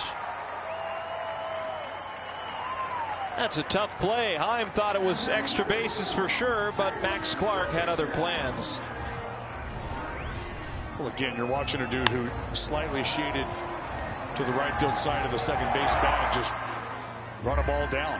Talked about the closing speed of Max Clark, and there it is.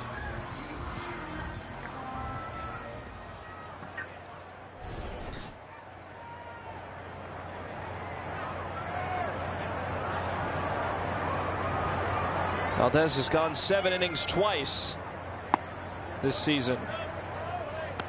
Most recently at home against the Athletics on July the 9th.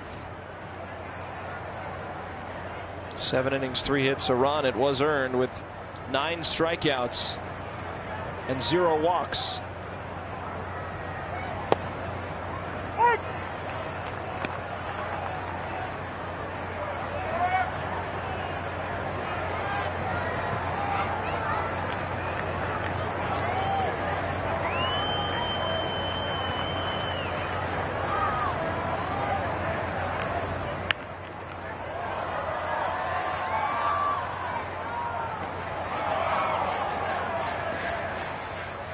This would be his 10th win against the Athletics if the scoreline holds at the end of the night.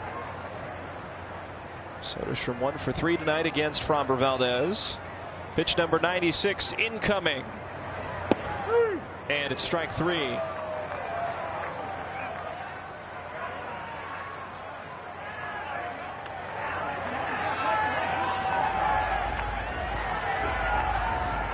One, two, three for Framber Valdez. 7-2.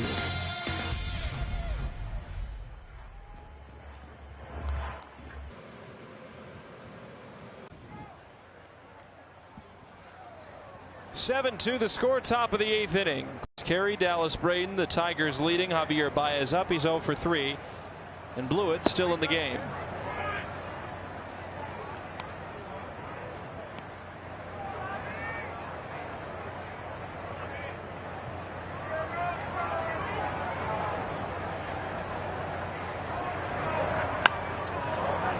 Popped up. First baseman high in foul ground. Makes the catch. 1 away. Well, tonight we are proud to recognize First Tee Greater Sacramento as our nonprofit partner of the ballgame. Since 1983, they have impacted over 58,000 young people annually through youth development and adaptive sports programs. By integrating life skill with the game of golf, they empower junior athletes of all abilities to build character and leadership. Learn more about their 11 local program sites at firstteesacramento.org.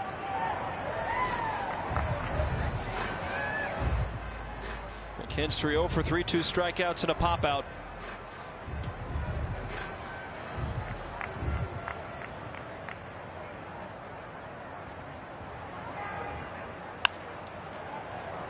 Just thinking about this now, the Tigers' future outfield of Riley Green, Max Clark, Zaire Hope.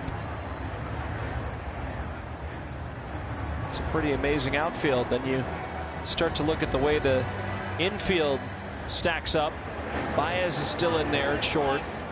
McGonigal at third. Colt Keith in there possibly as a guy that can rove around as well, who's young. Gleyber Torres has obviously expressed his desire to stay in Detroit over the last few years.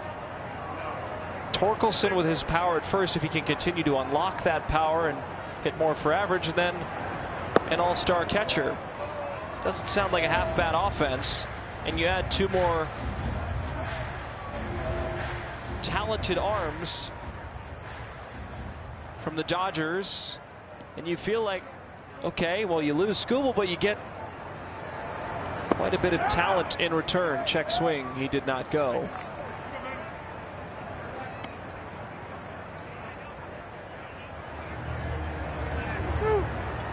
Well, I think obviously what you're hoping is the return. You feel the fruits of that, or you taste the fruit of it sooner rather than later. Line drive into right. That will go up against the wall. McKinstry head of steam around first. He's into second base. He'll stop there with a 1-out double. His first hit of the series.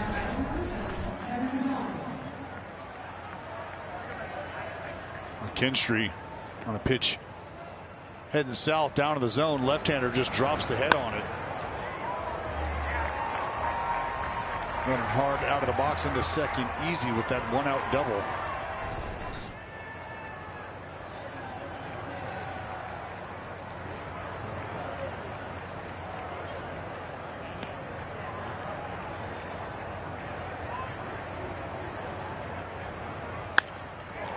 McGonigal lines it into left. That's going to score another run. Off the pitcher's mound, McGonigal from second. He will stop there on the throw, 8-2. His third hit of the night. Man, he's been impressive this series. Well, McGonigal, just a professional approach at such a young age at this level. I mean, it truly is impressive. And McGonigal reading the throw all the way in from Soderstrom, and with a hop off the mound, serving no shot to come out and get it and have a play on McGonigal at second.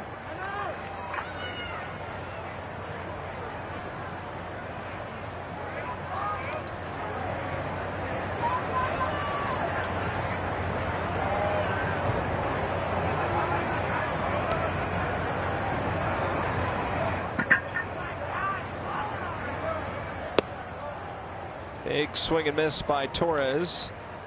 He already has 2 hits tonight.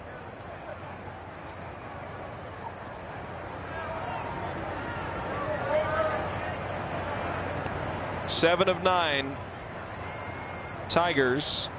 Really 8 of 10 Tigers, if you count Valencia's double, have gotten a hit.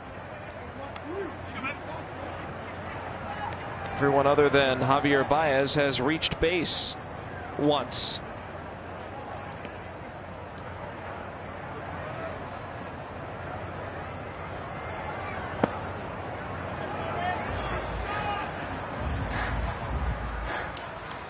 Work in the bullpen. Ben Bowden, who was elevated from AAA today, is warming up.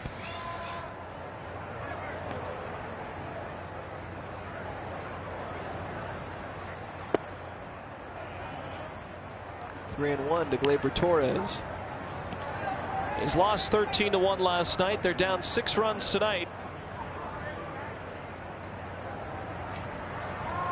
It's not a lopsided affair in the Boston series, but we've seen quite a bit of those here at home.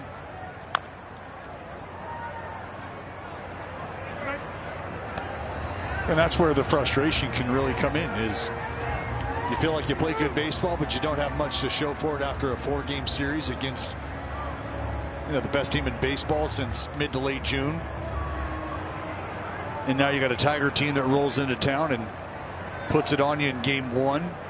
You want to bounce back, a little better showing in game 2. They just haven't quite been able to put the at-bats together enough to do that. And they had a tough customer in Framber Valdez that they ran into tonight. On top of that, and that's why I mentioned it wasn't going to get any easier. Said the 2 words, the sobering reality that exists. A's have lost 10 straight series for the first time since losing the first 10 series of 2023, where they lost over 100 games.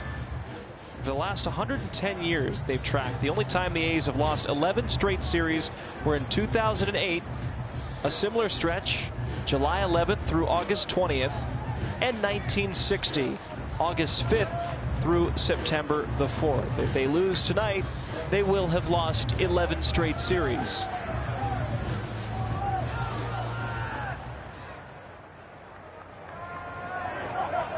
Valdez in line for his 6th win of the year and his 10th against the Athletics in his career.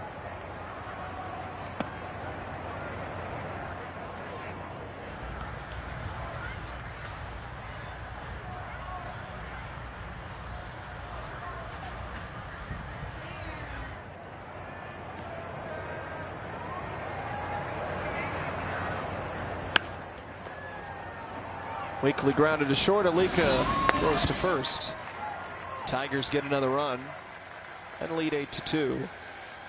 Let's go to the bottom of the 8th. A's down 6.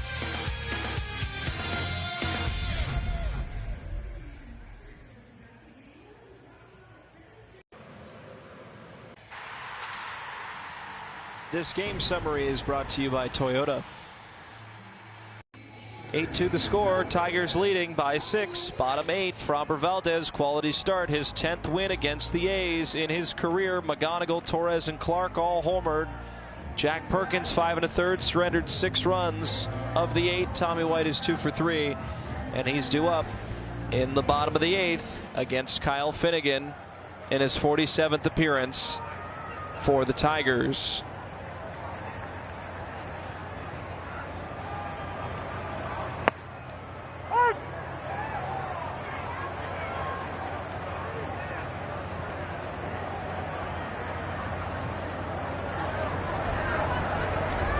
Well, Tommy back in the box score with a couple of hits.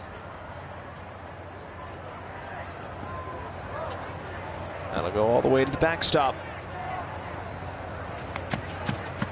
Now, what is a trade of the magnitude of Tarik Skubal going to the Dodgers, a team that's won back-to-back World Series, due to the team that he just left?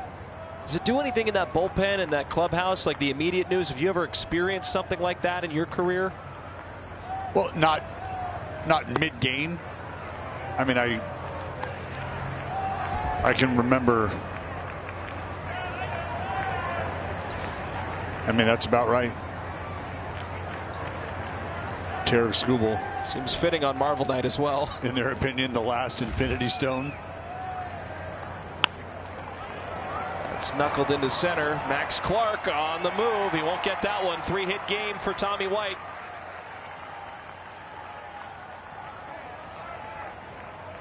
You know, but I remember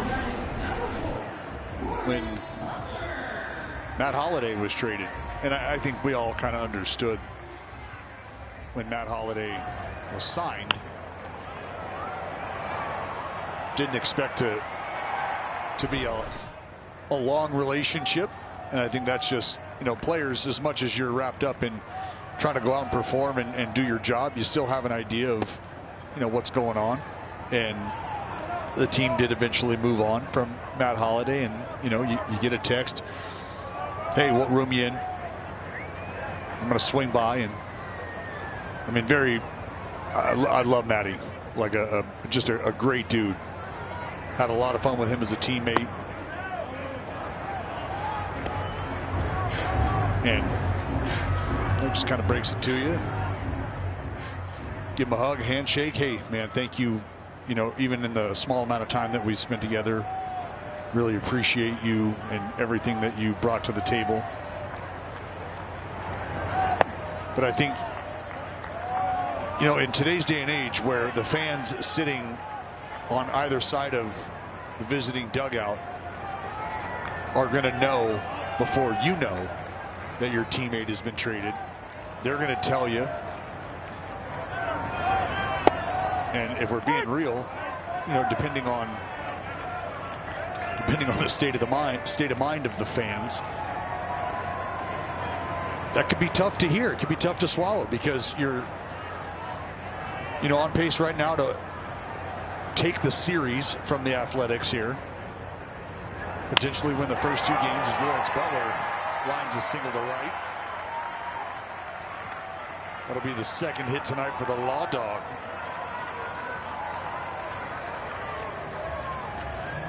Neal's going to pinch hit for Williams.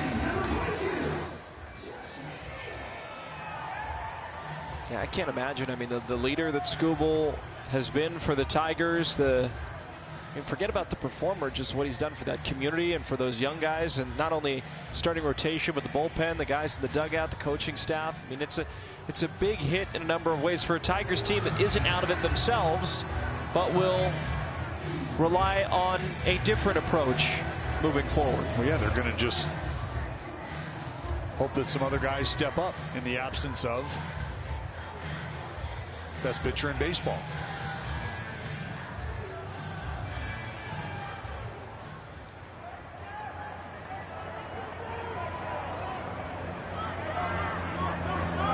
Now the question is, the Cy Young race go through the Dodgers now? I mean, you got Skubal, you got Yamamoto, you got Ohtani. That Cy Young race goes right through Milwaukee. Forgot about the Miz for a second. Yep. Well, do not. We didn't get to see him in Las Vegas. Yeah, there's some positives and negatives to that. Baseball fan in you would have loved to see it, but The way he's made hitters look oh so silly with 105-mile-an-hour fastball. Oof.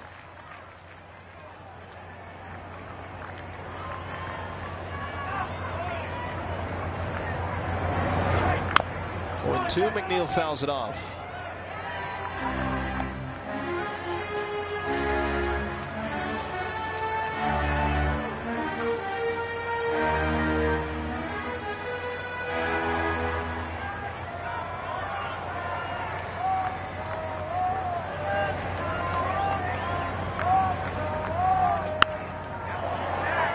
Popped up, and out of play.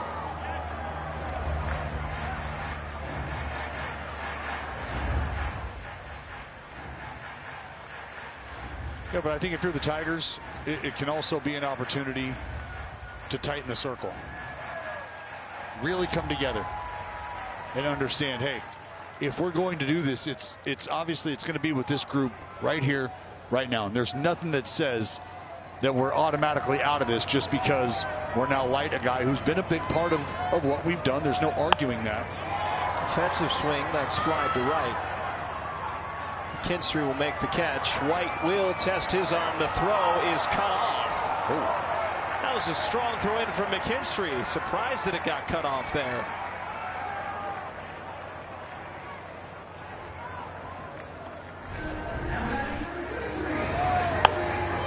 And Tommy White back to the bag. McKinstry doing a nice job of coming through the baseball. And if anything, that throw may have been starting to work its way up the third base line towards left field. And if that's the case, you then have to have McGonigal go and get the ball, get back, make a tag, and maybe Javi Baez in that spot just decided it wasn't worth it. Maybe that ball ends up kicking off somewhere.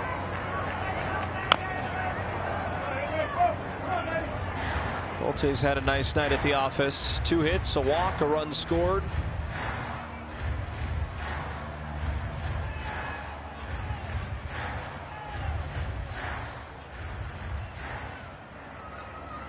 After this game, the A's got to turn around and do it tomorrow in the early afternoon.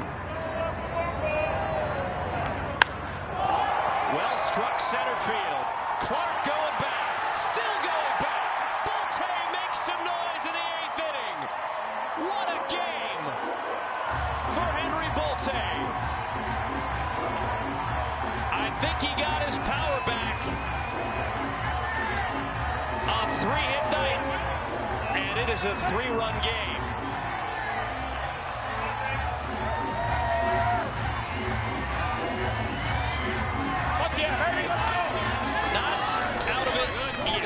Well, you said it, a 3-hit night, now a 3-run game thanks to the 3-run backside blast from Volte.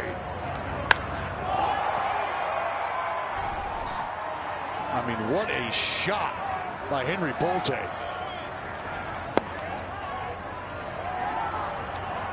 That was every bit of a line drive all the way out to the berm in right center.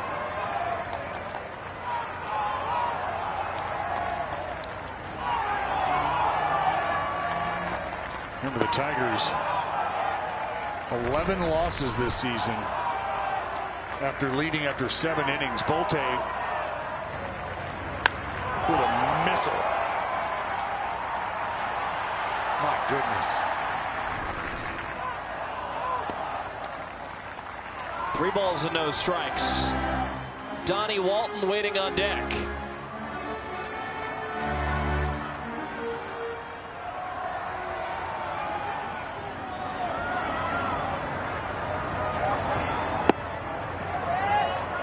That's ball 4. Tigers aren't going to use the challenge there. Serving a keen eye at the plate. Walton comes up as the pinch hitter, and that might cause more stirring in the bullpen for Detroit. Out comes A.J. Hinch.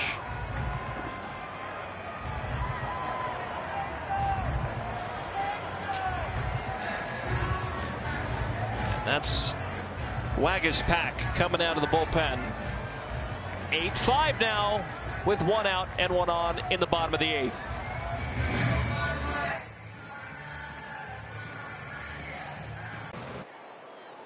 This copyrighted telecast is presented by authority of the Athletics and may not be reproduced or retransmitted in any form, and the accounts and descriptions of this game may not be disseminated without the express written consent of the Athletics.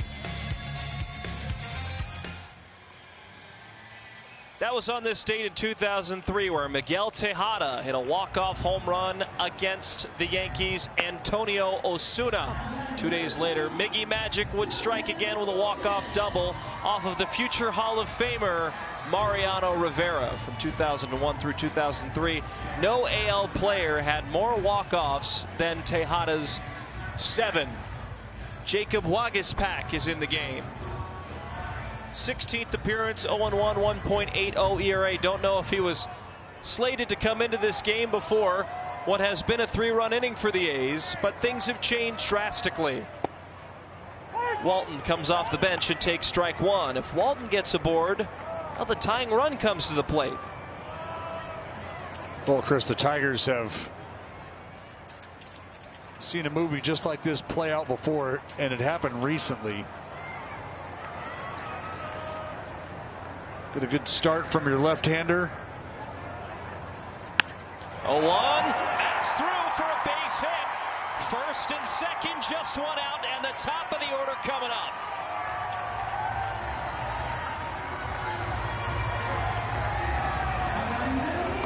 And Donnie Walton showing up, cold off the bench and delivering. Splitter up from Waguespack. And Walton able to find a hole on the right side. Torres can't get to it. Wilson will take strike 1.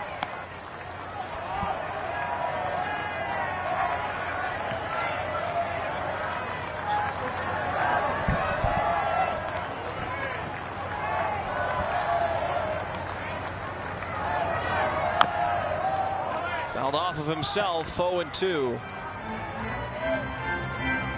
Remember the blown lead losses you alluded to, both the A's and Tigers, 30.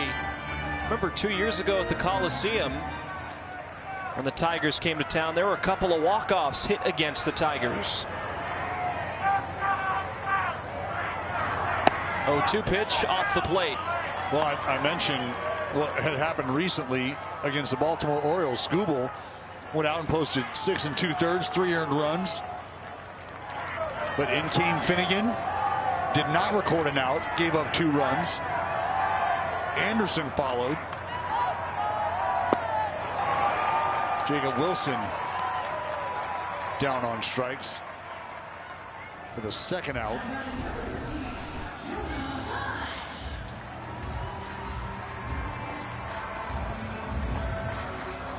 Just a fastball down that Jay Willie can't get to. Straight over the top. You don't see that too often.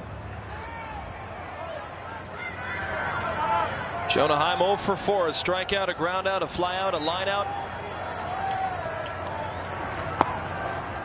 And a pitch outside. 1-0.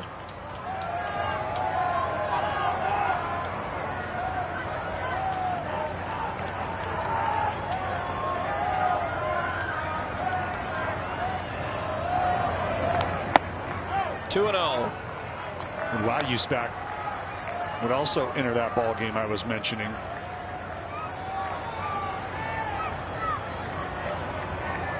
Inning in 2/3, give up a couple runs. One, the inherited runner that starts at second in extra innings. One himself. Bouncing ball to first. Torkelson will throw to the covering Waguespack.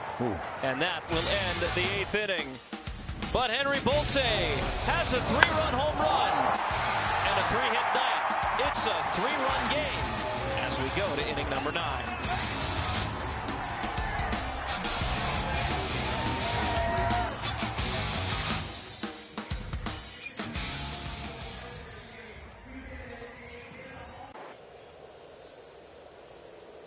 Take the A's on the go this season and stream the games on the NBC Sports app, brought to you by Toyota.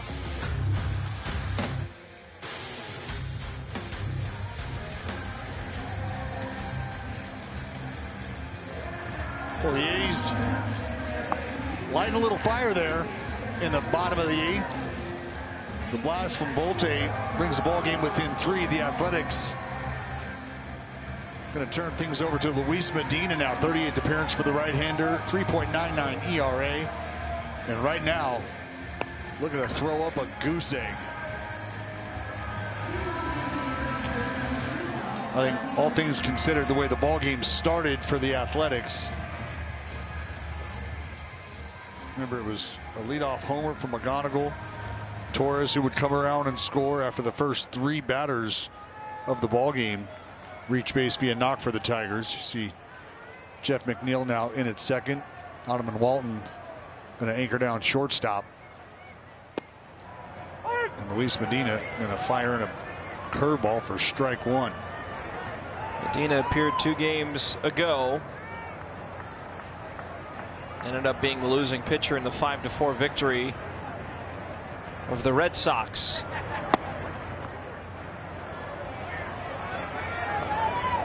Kenley Jansen, who is the only other player other than Aroldis Chapman to have 900+ appearances as an active major league player, is warming up in the bullpen for Detroit. In what could be another save opportunity if the scoreline holds at 8-5.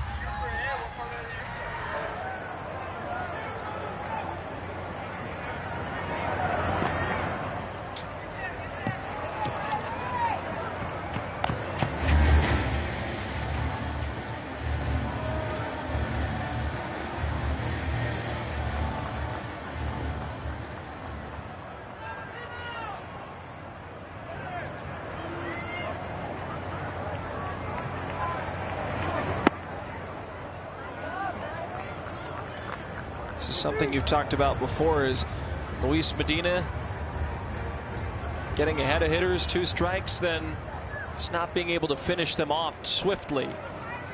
It's 3-2 now to Riley Green. Fouled away. Well, you come in late in the ball game, and you feel the pressure of trying to give your team a chance to win. And you want to make pitches. You don't want to make mistakes. Comes with the territory. Green lifts that to left. Soderstrom drifts over and makes the catch. I think as you get used to finding yourself in more and more leverage situations, the more you're able to compartmentalize those emotions and go out and just try to execute and get the job done. But it's something where if you are going to find yourself in these spots and you want to continue to pitch in these spots, you've got to be able to iron some of that out. Like, I mean, right there.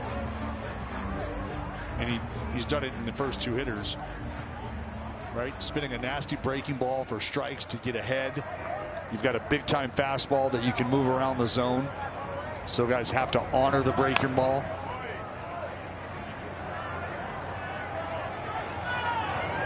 You know, now right here, ahead 0-2 quickly. It's about how you want to go about it. If you think you're going to let a fastball go in a certain spot that helps get you to a wipeout breaking ball, well, you've got to be able to execute one of those 2 at least. Meaning you don't want to leave the fastball middle here, but you don't want to spray it so it's non-competitive and it doesn't set up your next pitch.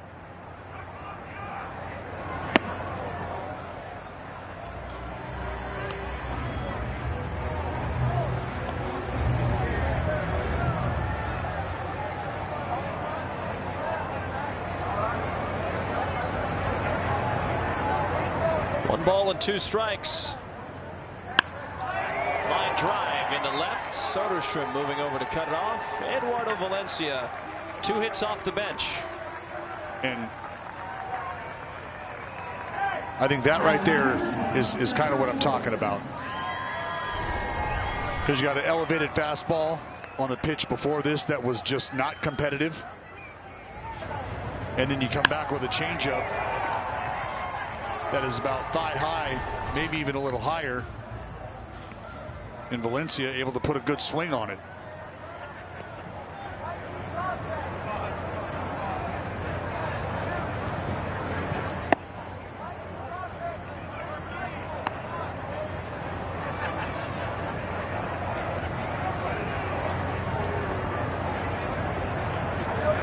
Torkelson 2 for 4.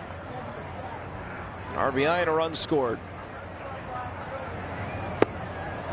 Swing and a miss. 1-1. A's to come up in the bottom of the ninth. Barring any changes, Soderstrom, White, and Butler.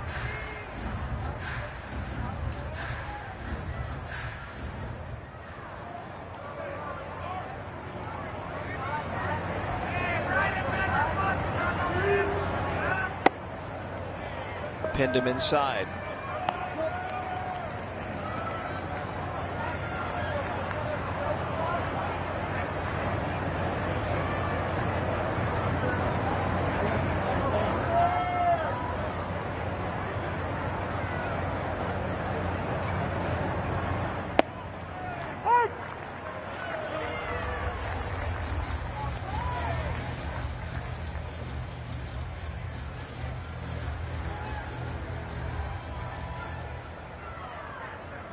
After the game tomorrow, the Tigers will travel to Seattle, and then after that they'll go down to San Francisco. 2-2 pitch. 3-2.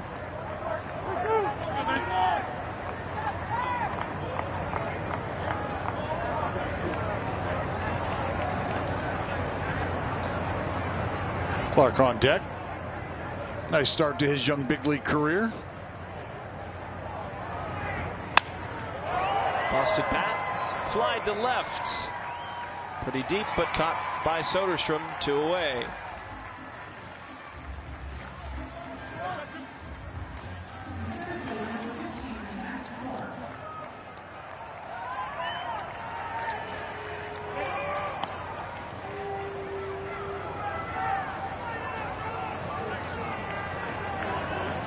Clark 1 for 4 with a 2-run home run. His first career home run in his second career big league game.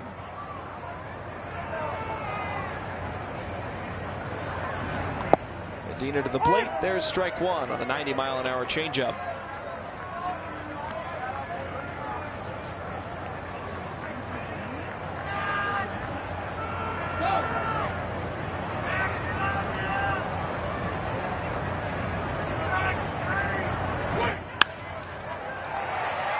I mean, that's kid's good. A professional hitter at the age of 21.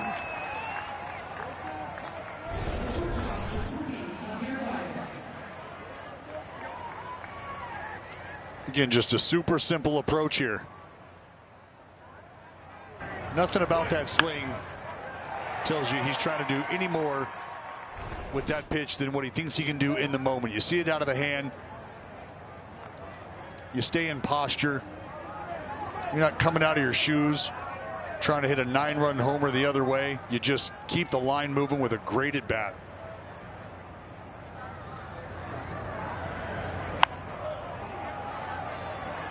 That is foul.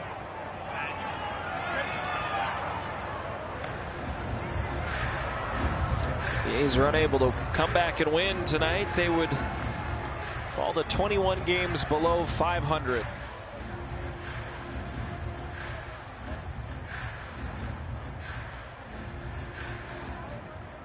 Don't know if free fall is the right word, but it certainly feels like that recently.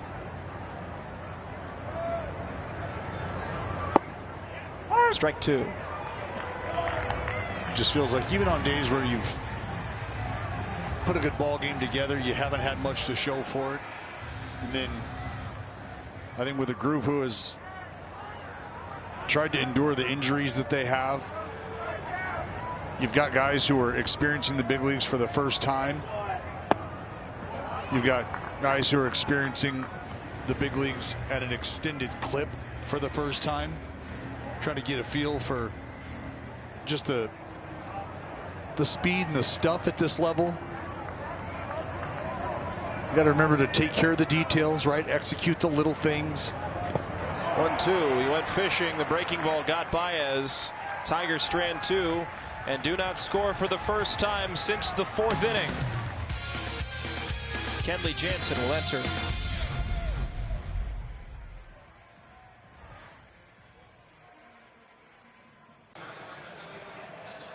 Bottom of the 9th inning, 8-5 the score. 3 outs to try and score 3 runs against the Tigers, or else it is 11 straight series losses for the A's. And enter one of the greatest closers of all time, Kenley Jansen. Yeah, you're going to have to get it done against one of the game's greats. 33rd appearance for Kenley this season. On his 13th save of the season.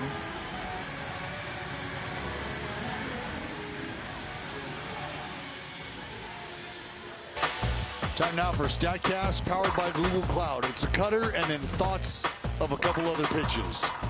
Slider and a sinker as well, but more times than not, it's going to be that cut fastball. Kenley now. We'll see Soderstrom, White, and Butler. It looks like Carlos Cortez on deck in place of Tommy White. And there's where the big fella sits on the all-time save list. 3rd. No doubt would love to get to that round number of 500. Soderstrom sends it high in the air to left. Green going back, still going back, leaping try. It's off the wall, and that's the start the A's needed. A spark in the bottom of the 9th. Tyler Soderstrom, a high arcing opposite field double, and they're not out of it yet. Well, and I think the extended warning track may have thrown Riley Green off just a touch.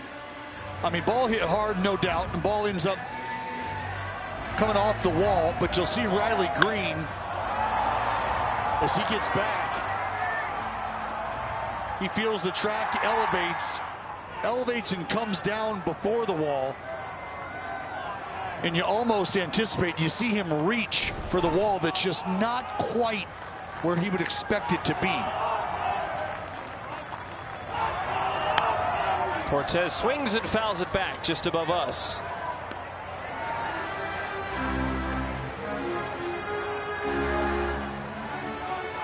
Cortez hitless in his last 15.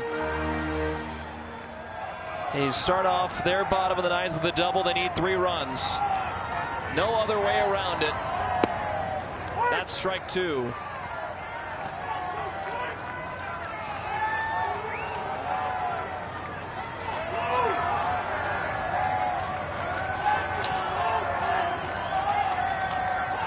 Well, there's Nick Kurtz taking it in from the top step.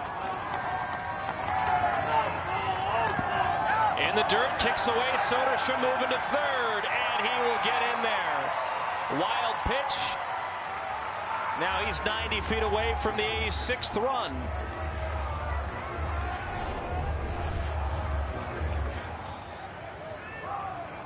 And this one just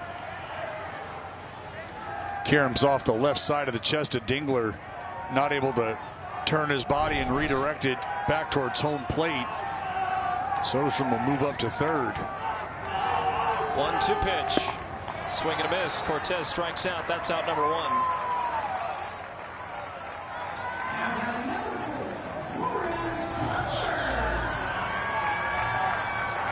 Butler's had a nice night. Does he have more in him tonight? 2 for 4 performance, average up to 210 and climbing.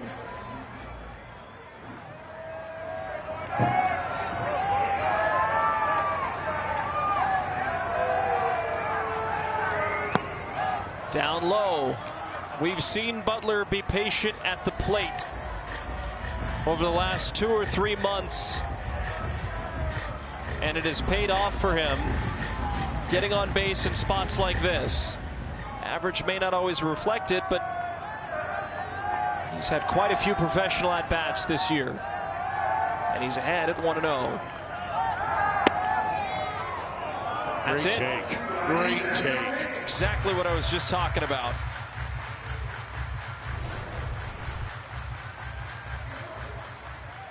Cutter trying to knife its way in on the hands of Butler. He's able to hold up.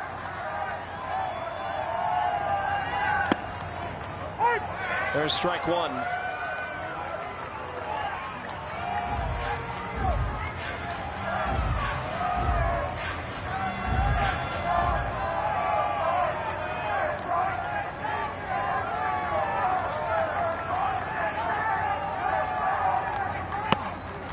Three and one. What do you do here if you're Butler? Well, you look for a pitch middle in. And if you get it, you hit it in the water.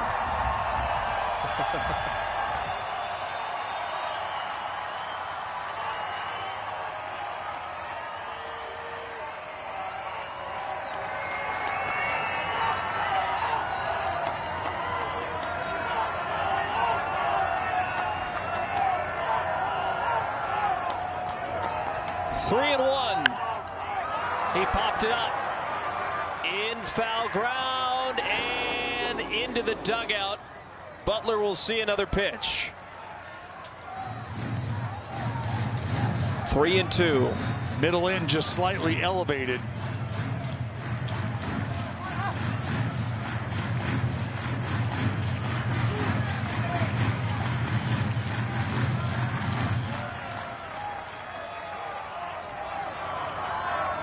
Chance and a high set.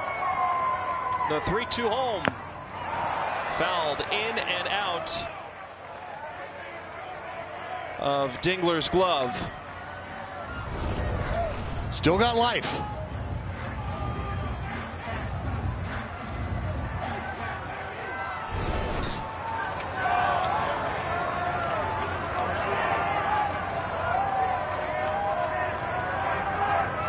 Three and two. It's off the plate. ABS challenge here. Butler took it. ABS is powered by T-Mobile. Butler convinced it's ball four. It ends up being strike three. And the A's are down to their final out.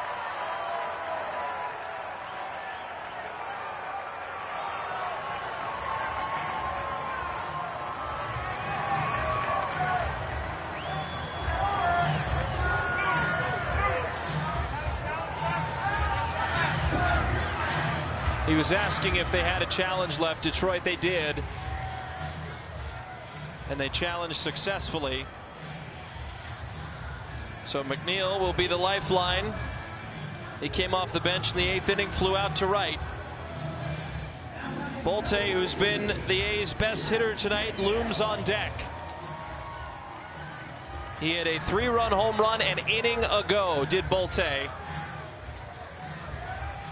That's exactly what the A's need, but time is running out very fast.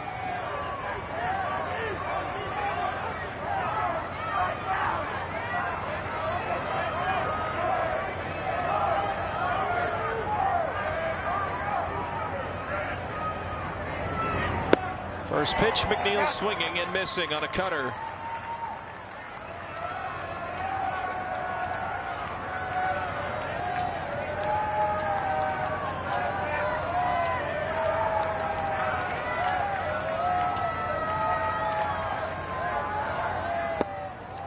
Down low, 1-1. Started off with a Soderstrom leadoff double off the left field wall. Cortez struck out swinging. Butler struck out looking on an ABS challenge successfully deployed by Dylan Dingler. And now McNeil is up with Soderstrom 90 feet away. McNeil lays down a bunt up the third base side. McGonagall's going to have to put it in his pocket. What a smart play by Jeff McNeil. Now the tying run comes up to the plate. McNeil lays down a bunt at RBI, and it's 8-6. What a savvy move by the veteran.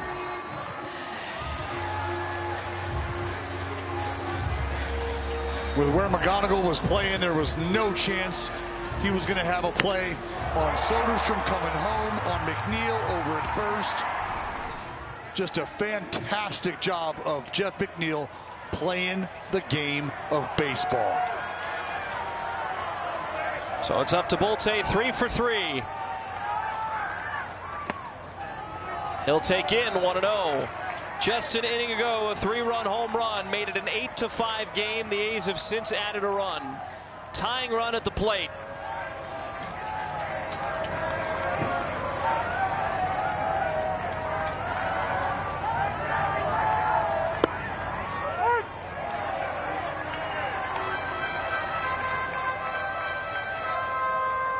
Right side open. Bolte has peppered that side of the field.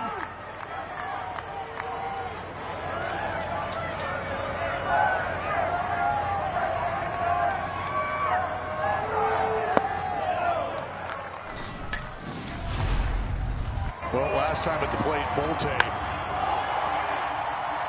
just shot a rod out to right center.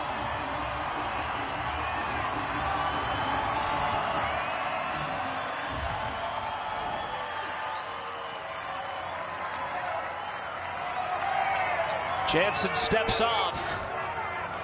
Boy, have they made it interesting. A lot of fight in this A's offense.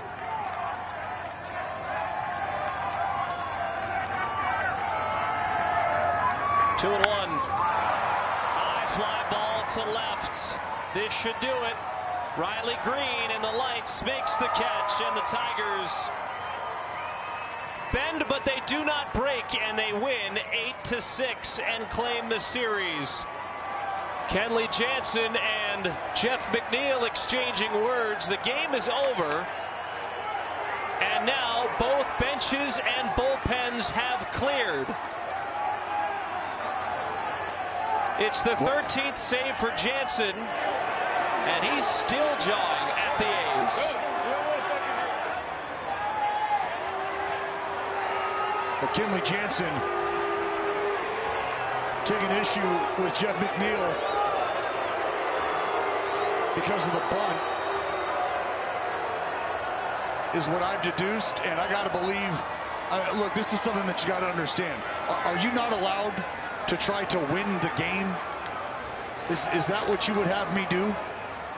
If I'm Jeff McNeil and I have your team giving me an opportunity to win this game, to hand the baton to the guy behind me, to keep the inning alive, to keep our chances at winning the game alive, am I just supposed to do it in a way that you're okay with?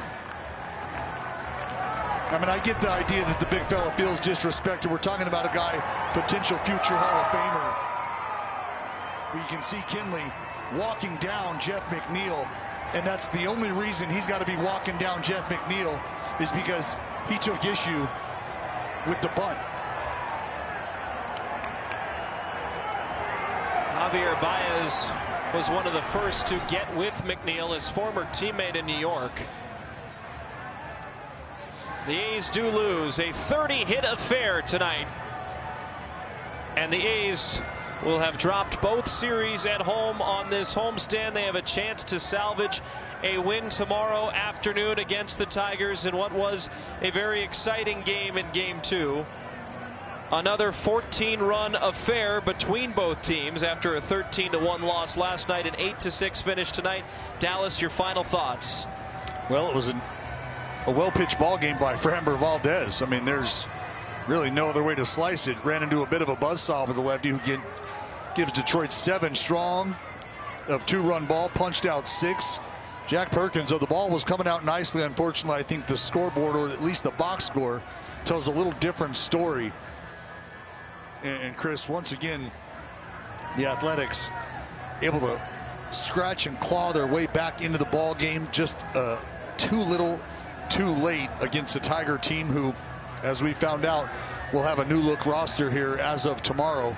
But in the interim, the Athletics just trying to figure out a way tomorrow to dodge a sweep before they hit the road. Kader Montero against Gage Jump. That will be tomorrow, where the A's will hope for a win. For our director, Mike Bird, our producer, Mike Rosenthal, for my broadcast partner, Dallas Braden, I'm Chris Carey saying so long, everybody, but stay tuned.